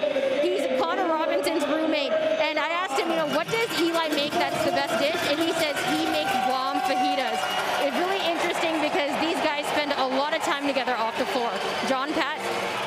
Thank you very much, Chantel. Yeah, can we make an order up here? Absolutely. You're right, Pat. Whew. Yeah, I'm hungry. Slow cooker Sundays, they call it. I know they've done fajitas, some tacos. Whatever the Liger is cooking up. He's a good lacrosse player, but apparently a good chef too.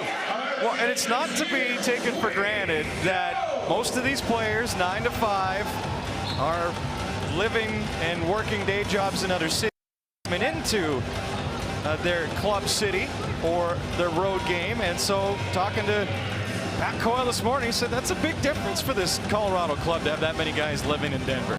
It's a commitment. You can only build so much chemistry on a WhatsApp chat. So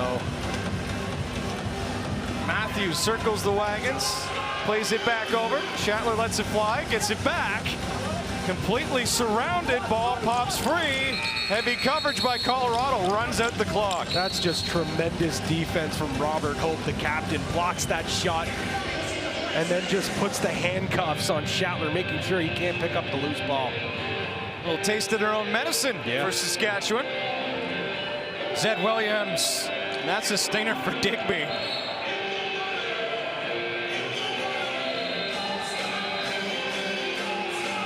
The officials will have a chat here to see if it went off Digby, like you said, and exactly that's what they're going to say. So who else but Mike Messenger going to run this ball up the floor? Those black shoes well worked in at this point.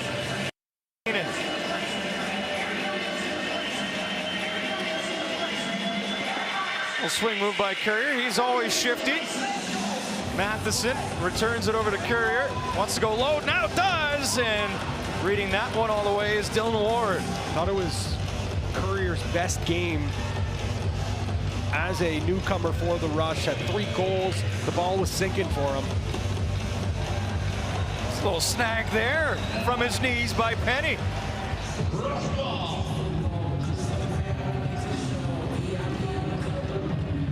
Keenan wants it back. Setup was there. Matthews leaps and scores. The magician, Mark Matthews, has another.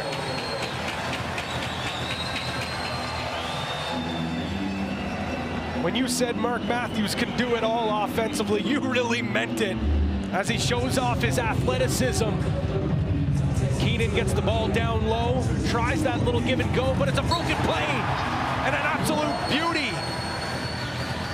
Picks up the loose ball, dives, and gets that ball right over the shoulder of Dylan Ward before he hits the turf. That's going to be a good goal. And Mark Matthews is a man on a mission. He doesn't want to miss the postseason, does he, John? We can sense it around here this morning at the shoot-around. There was certainly a level of alertness, but a feeling of determination from this Saskatchewan team that knew they were staring the season right in the eyes starting tonight. Still a long way to go in the fourth, but a 2-goal gap established on the board again.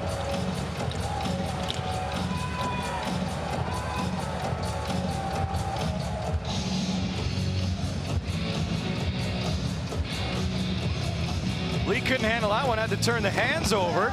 Might still have a crack at it, Colorado, but up and out.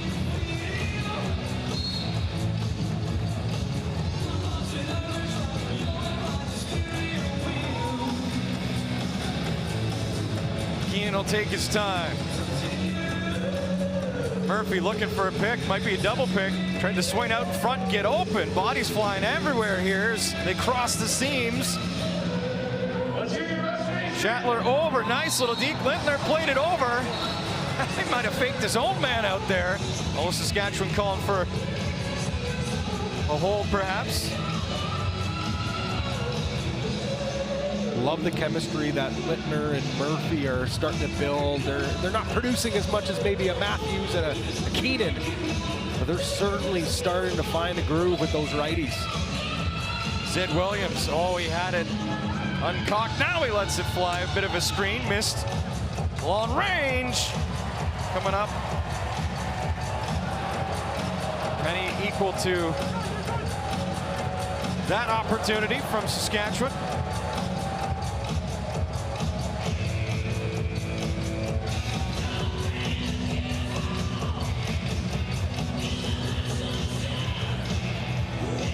Lee wants it, called for it, steps in.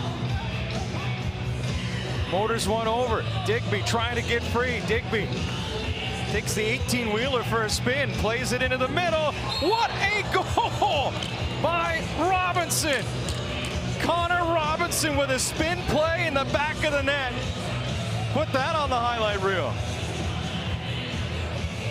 If you got Sports Center on speed dial, give them a buzz, John, because that one's an absolute beauty from Connor Robinson, making his former team pay. We'll see the feed come across, the defense collapses, and it's a spinorama backhand into the back of the net past Penny. We'll see it one more time here. Disgusting finish from the man they call C-Rob. Frame that and hang it up somewhere. What a move in tight. What presence. And slowly Digby has played a pivotal role in this fourth quarter. Second half. Quick stick at the side, and Saskatchewan answers right back.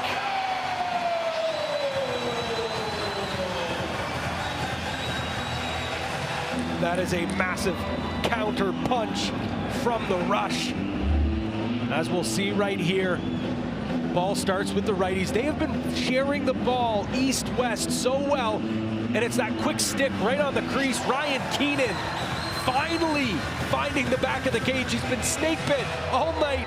And you can just see the emphatic fist pump as the monkey's right off his back. His 7th goal of the season, and it could not come at a better time. 17 seconds apart.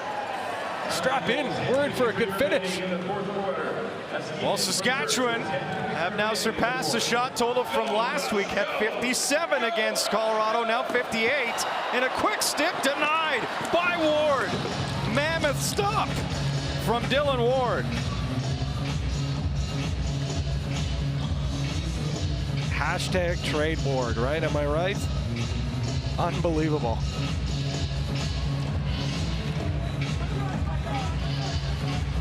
I don't think anybody is going to fall for that one.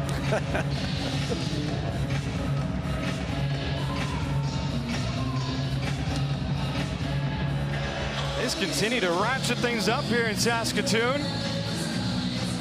What a night for lacrosse. Good ball movement. Nice stop. Ward kicking that one out, making it look easy against Murphy. 50 saves for the Bellarmine alumnus.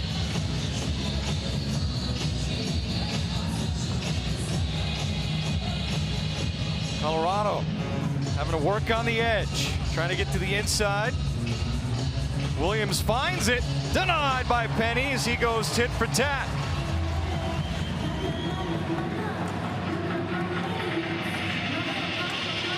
The former Mimico Mountaineer, the Rexdale, Ontario native, certainly having himself a stellar debut here in the Prairies. Matthews nearly made something happen again. Colorado could have a quick play here if they can hurry in transition. Hope with the ball, though, just waiting for some help. It arrives off the bench for Lee. Been so impressed with Ron John. Gets that loose ball, books it upfield, and gets his offense. Robinson, a spin move again. Didn't have the same one. Couldn't tap that button the second time. Lee over the top. Surprise Penny, but he will hang on. One of the best moves you will see has made this a tight game. Keenan given the rush the edge. Tonight's save of the game presented by Alterna Savings. Might have to rewrite it for tonight because that man has been unbelievable. Kick save and a beauty. Dylan Ward posting a 50-burger, 52 saves, and this one is the best we've seen tonight. If it wasn't for this man, boy, the Rush could have a much bigger lead. Hard to believe neither team has hit double digits yet, but particularly Saskatchewan, with the amount of ball flight they have sent to the man in that cage, Dylan Ward. Surprise, surprise, another goaltender. Oh, Matthews one-handed. Another goaltender from Orangeville, Ontario, doing magical things in the National Lacrosse League. An absolute goalie factory.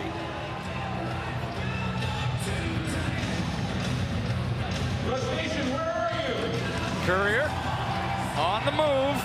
Lets it fly. Piece of that on the way by Ward. Huge loose ball by Jeff Shatler, and that's the things he does so well. He crashes bangs, finds loose balls, extends offensive possessions. If you're looking for a quick stick dunk, that would have been fun behind the net, but not to be so this time.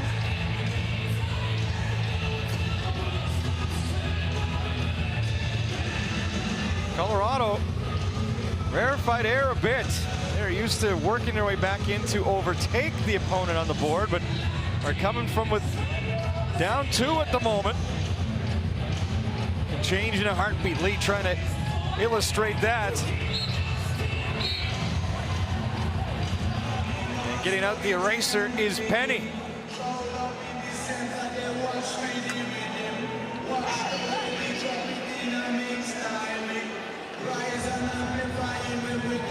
Keenan into the corner. Shatler open in front. They went to him. And just too much mustard on that pass across the front. Right through the house.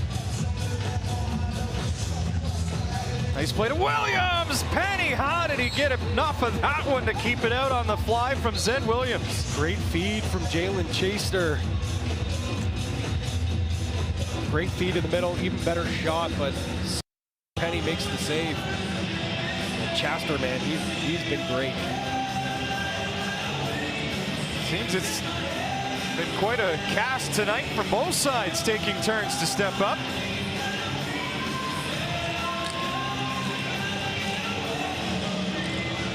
Hope with a stingy pick.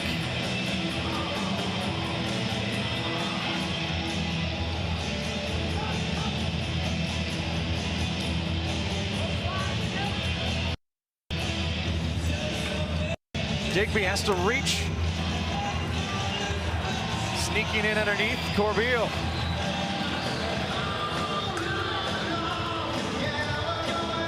Corbeil starting to play ahead. Drops off for Keenan. Likes to go into that corner.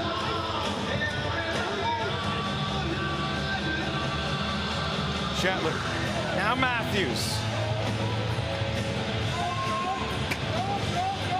Doesn't work this time.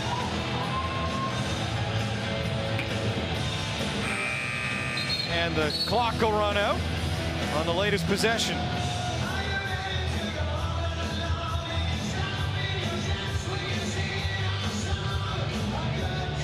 Wardle had a big first half back into the fray. Digby wraps it around the perimeter.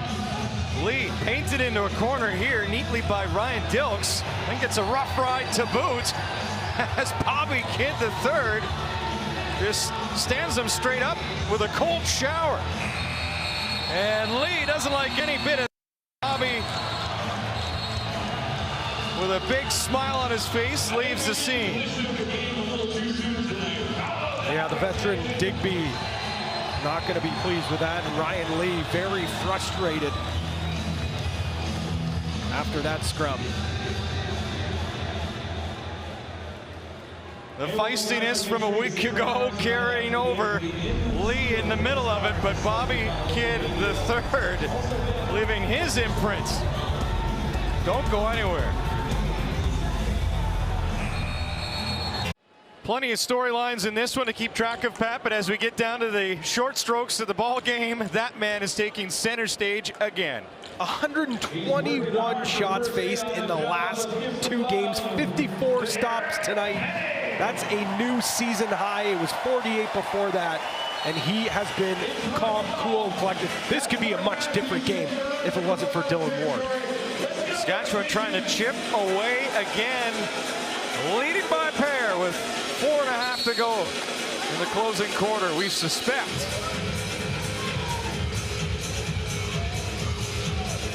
Colorado moves it up the floor. Williams into the trustworthy hands of Lee. Over to Ward. Oh, back across. Lee shoots. Bit of a screen there. Penny didn't see all of it. Didn't have to make a save. You can tell they want to get it into the hands of Lee as often as possible. Now Robinson denied in tight. Tremendous save. Point blank by Penny. That's the biggest stop of the evening for Penny. Somehow Robinson gets left all alone on the crease. And the reason possession was called there was a back-in violation for bringing the ball back into the crease, but it looks like there's actually a penalty coming up. Mark Gardonio will have the call. Illegal substitution. Well, they don't like it. That much is clear. Capito the first to plead his case.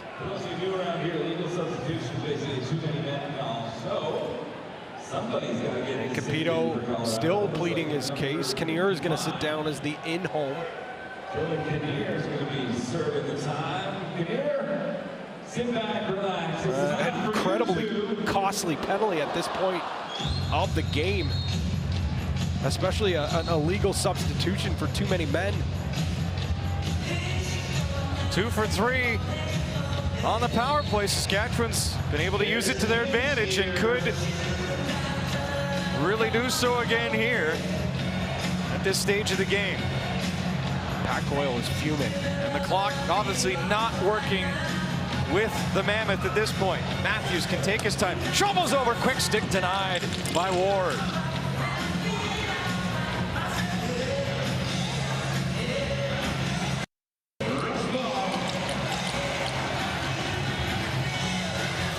On the game clock. 1:25 on the power play. And loads of time to set this up. So Church will take his time. A little strategy coming into play for the rush. Matthews. Keenan tried over top. Wardle's going to fly this one up the floor. Colorado, they have to press. Would not be surprised if they try to pull something out of the hat here. Again, they do have 5 shorties on the season.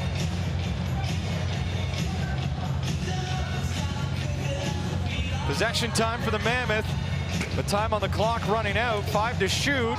Off the back glass, Robinson. He's stuffed as he goes up, and rough ride for Ryan Lee again. Digby draws the defenders in, makes some room, and out of the corner, Lee tests Penny, and they score. Short-handed again while bodies are flying around. Colorado takes advantage, and a short-handed goal brings them within 1. Connor Robinson does not score ugly goals. Pure ridiculous. As we'll see, great pick there. I think the Rush faithful wanted a call there for the moving pick. Instead, he crashes the net. Lee takes that shot, picks up the garbage, goes behind the back and finishes. Another highlight reel goal for Connor Robinson. Boy, what a move, short-handed. And he gets his team to within 1 now, so that is not the way the Rush wanted to see things play out. Needless to say, but they have 14 on the power play to try and answer right back, as they have done most of this night.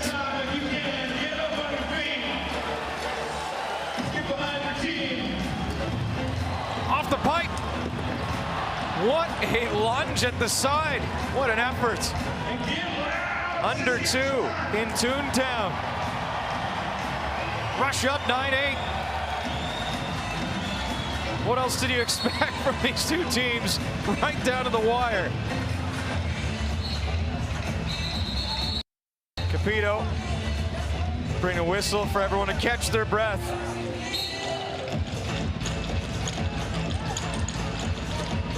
McLaughlin, now Lee. Colorado a little breathing room to set something up. Robinson, the sweet touches in this quarter. Lee fakes a shot in tight. Digby couldn't reel that one in for a shot in the slot. Williams. Lee, again looking for Digby. This will bounce right to Penny, and he'll take what he's found.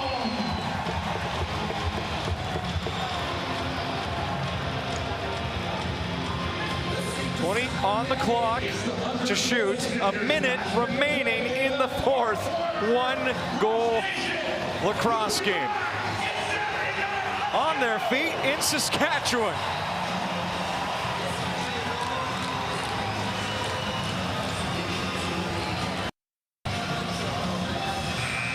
And Messenger on the heels of the shot clock. He'll convene at the benches. Timeout called by Colorado, called by Dylan Ward, so this guy literally does it all. Boy, you love the drama, and it is oozing out of this game in front of us, Pat, much to the delight of everyone at the co-op field here in Saskatoon, and hopefully for you as well. Connor Robinson has brought this game back to within a threshold with a couple of nice moves, but how about this one? Ryan Dilks draped all over him. And he has, look at him, he's shocked. How does that one go in? He's been shocking us all season long with how good of a season he has had. But 2 goals, 3 assists tonight, 2 of the best goals. He might find himself on SportsCenter a couple of times. Well, there was so much going on the last one that we didn't realize how pretty it was until it was in the back of the net. But between he and Lee, they will be marked men on the Mammoth possession. Net empty at Colorado's end, of course, going all in here with 40.5 to go in the quarter.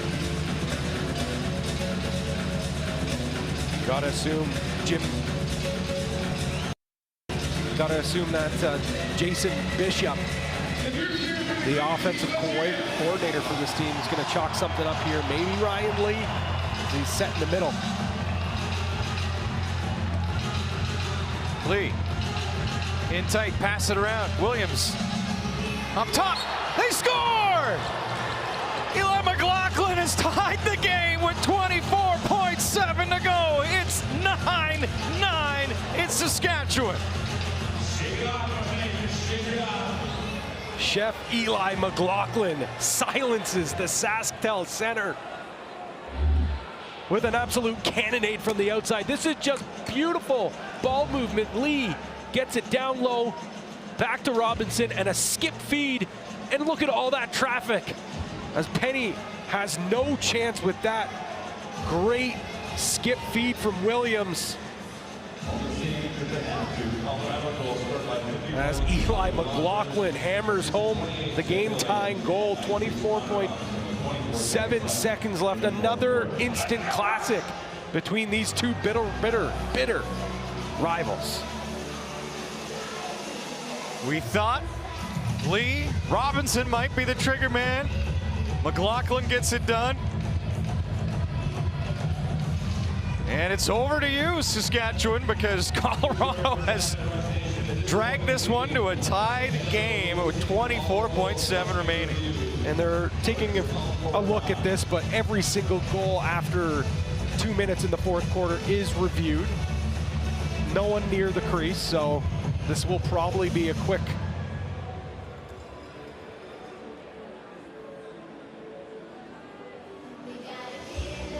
They're probably taking a look to see if Digby was close on the crease. But again, every single goal at this point. No one even close. So just doing their due diligence, making sure. So this one will stay tied. The call on the floor stands. We have a good goal. Mandatory stuff. But boy, oh boy. Well, next shot wins could be exactly what this turns out to be. People say face-offs don't matter. Well, they certainly matter right now, especially with Messenger, who has dominated at the stripe all night.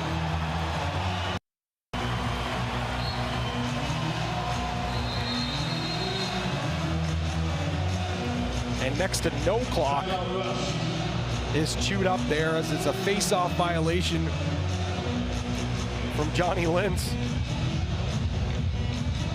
So we get a timeout here called by Saskatchewan. Jeff McComb, the offensive guru for this Rush team. And yes, you could talk about Keenan, what he's done for this franchise as coach and general manager. As you can see there as well, Jimmy Quinlan, the offensive coordinator this year. He's been with this staff, and Talibi has been with this staff in his third year. So yes, Keenan comes off the bench, but he leaves some great minds who have been around this team. So there's not much difference. And you want to talk about some great minds. Those two right there, Pat Coyle and Andrew McBride, when it comes to defense, these guys are absolute savants. 65 shots for the Rush, 9 goals. 41 shots by the Mammoth, 9 goals. 23.8 to go in the fourth. A fresh 30 on the shot clock. And Saskatchewan with a chance to close this one out in dramatic fashion.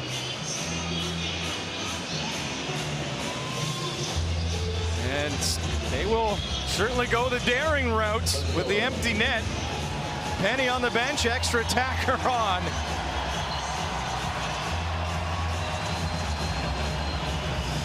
Crowd ready for this one as Matthews will wind it down, trying to have one last shot.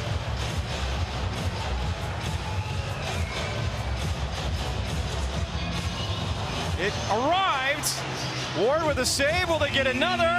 Time runs out, and we are headed to overtime.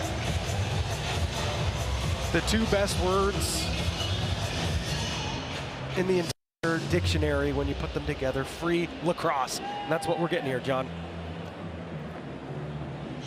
Dying moment. Eli McLaughlin has sent this to extra time. Next on TSN.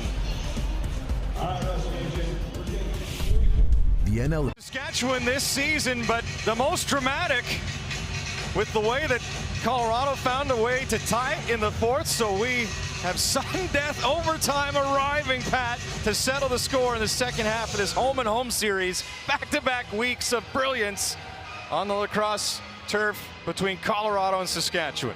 15 minutes, like you said, next goal wins.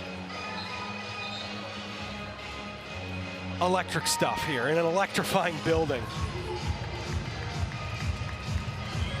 Temporarily, they've taken their seats in Saskatoon, but they'll be right back up as the Rush start with the ball. Messenger in overtime.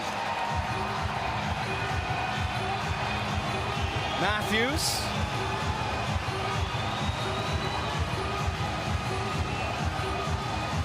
Keenan. Matthews again in tight. Pretty good coverage from Colorado. This one will just hop right into the breadbasket award.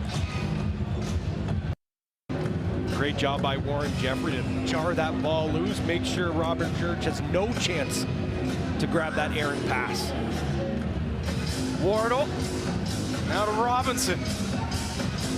Digby. Lee McLaughlin, he was the one that brought it to a tie. Robinson lets it rip, sliding over. Penny gets in front of that one. Huge stop by Penny.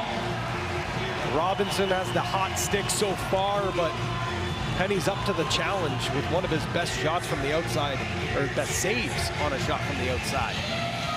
Courier. Lintner. Matthews stuffed. And it's a clean break coming up the other way. What a save by Penny to keep this one going. Unbelievable. Joey Capito doesn't miss often on the breakaway. Absolutely dances Penny, but it's a huge stop by the new netminder in Sask.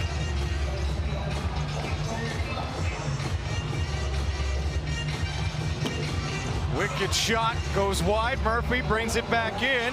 Wanted to shoot. Awkward collision's going to send him going back to the bench. Skipper avoids Ward, doesn't know where that is. He'll settle down, has time. So Murphy on that play, shaking up, looked like shin to knee area. Williams in overtime. Lee back to Williams, trying to barge his way in, shoots low, nearly took Penny by surprise. McLaughlin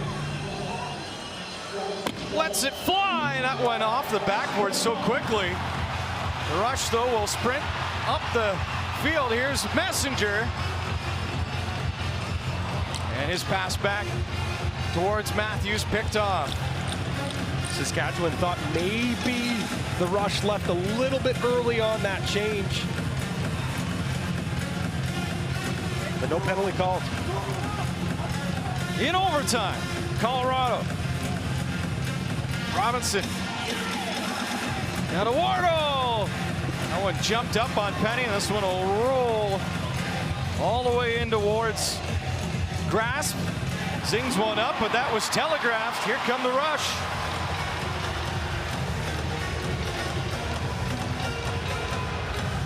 Amazed it's lasted this long.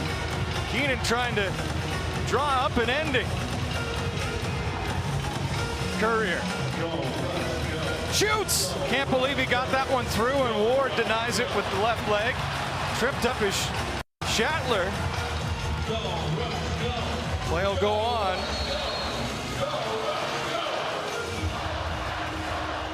And they'll get a chance to catch their breath here.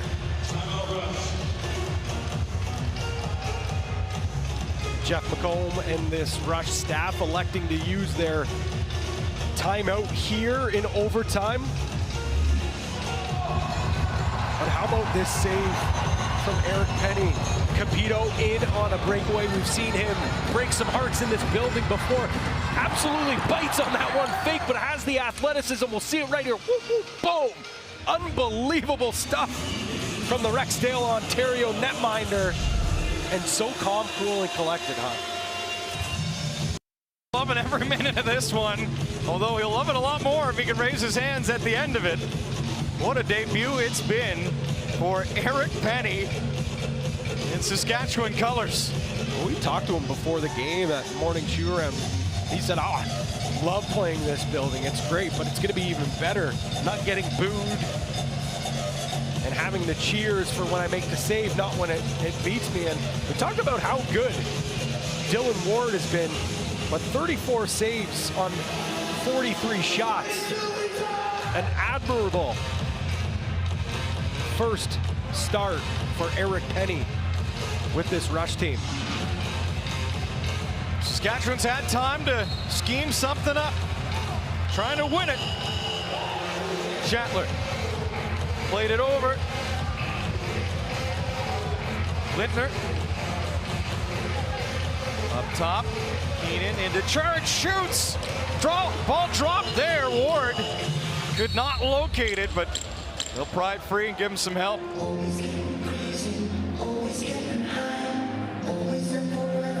Williams the other way in overtime. Wardle has some space to work with.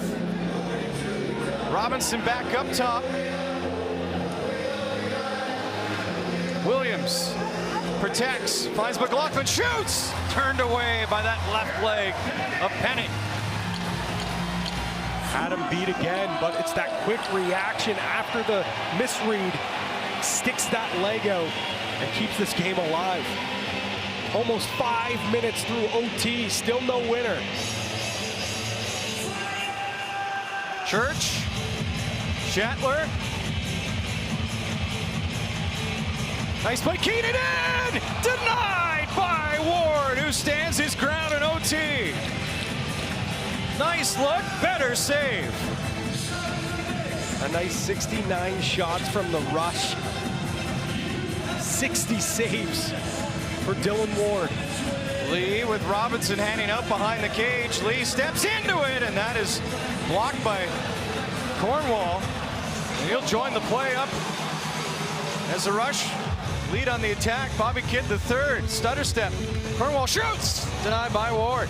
Trying to drive up for a second chance. And that was a coast-to-coast effort from Jeff Cornwall. Yeah, Cornwall, great job battling for the loose ball, but that toe just gets on the crease. That's why the ball's going the other way. Wardle into Robinson, oh so shifty. Finds a seam, shoots, and Penny's got it. It's locked in his leg.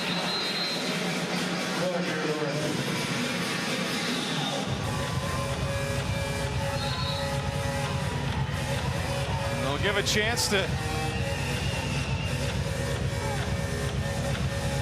set up defensively, catch their breath. My goodness, I cannot believe we have lasted this long in overtime, the way those two teams have gone. Neither did Penny. He wanted his water break at the commercial break. Matthews. Little shovel to Schattler, but that's stolen by Ward, and he's going to send another player. Capito again in behind everybody. Penny's got him again. Game saving stop a second time by Eric Penny, shutting down Capito. Unbelievable. That's twice now. But how about the back check from Mark Matthews, the superstar, doing grit grinder things. Forces Capito to change his plane of shot. Lee Williams working out of the corner. Comes back up top. Bouncer, but no chances there for Penny.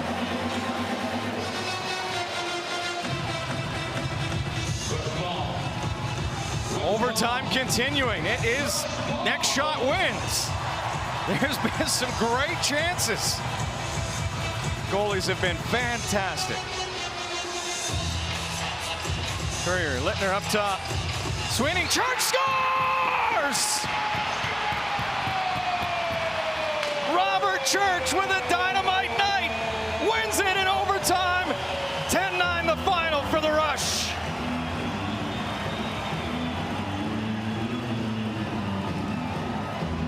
On the 72nd, yes, you heard me, the 72nd shot of this game. Robert Church, the hometown hero here tonight in Toontown, ends this game in overtime and keeps the Rush's season alive. They were in control. Colorado battled back right to the dying moments of the fourth. Eli McLaughlin tied it at 9. But Robert Church not to be denied, and that's the mission statement for Saskatchewan the rest of the way. So many chances, both these goalies standing on their head in overtime. Little rollback feed, and a great pick there by Courier. Ties up both his men and frees up enough space. Littner with the rollback, and on the run with the big fist bump.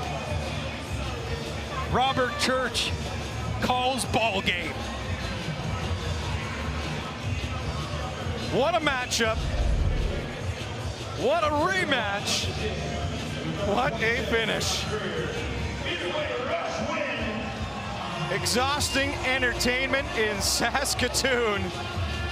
10-9 the final. And Saskatchewan promised they were going to work their way back into this season. And if it starts tonight, that is some big momentum developed in Saskatoon. No doubt about that, but how about Dylan Ward? What a fantastic game from the Mammoth netminder. That's exactly what he was here tonight. He was Mammoth. 62 saves. And it's an absolute heartbreaker for him as he lets in that goal for the loss, but if it's not for him, this game doesn't make it to overtime, John. So many cast of characters. You think back to Church having a hat trick pretty early in this affair. Matthews took over. And let's get to the turning point presented by Fanatics.ca.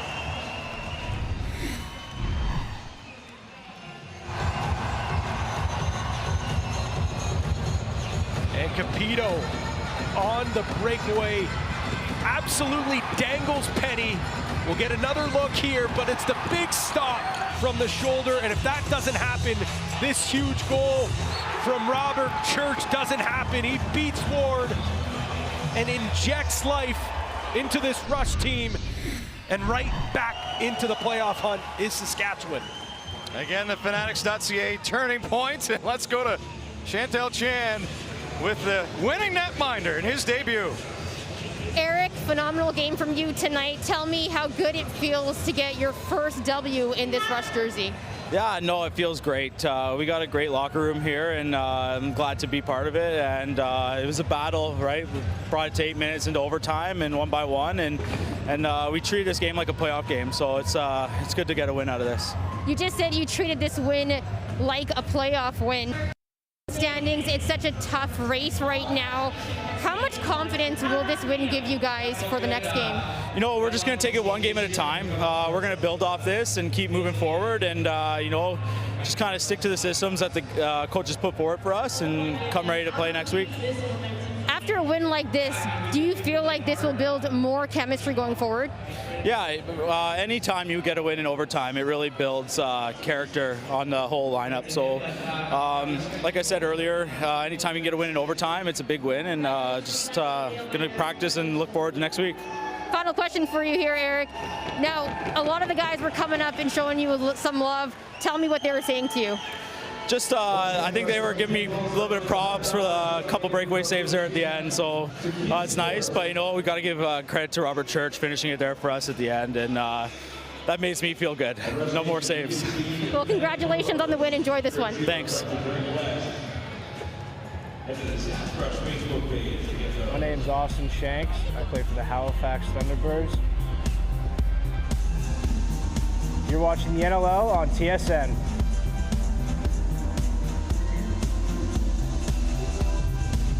That is the NLL continuing next Saturday with a game of the week matchup between the Vancouver Warriors and Halifax Thunderbirds. Coverage begins 6 Eastern, 3 Pacific only on TSN, and we can only hope it's as good as this one, Pat. What a treat it was in Saskatoon. This game had a bit of everything, but at the end of the day, this is a huge victory for Saskatchewan. Absolutely massive. The new season starts right now, and you can throw out the cliches of must win, but exactly, that's what it was. And Chris Corbeil, the captain, said earlier this week, from now on, every single game is a must win. They pick up one, they have a lot more work to do. They split the home and home with Colorado in the most dramatic of fashion possible, but what a treat to the fans in attendance in Saskatoon. What a fantastic game to be a part of. Hope you enjoyed it as well. On behalf of all of us, Chantel Shan, Pat Gregoire, and our fantastic TSN crew, thanks for tuning in to the TSN NLL Game of the Week presented by Sports Interaction. A 10-9 overtime final, much to the delight of the Saskatchewan Rush. They take it over the Mammoth on TSN.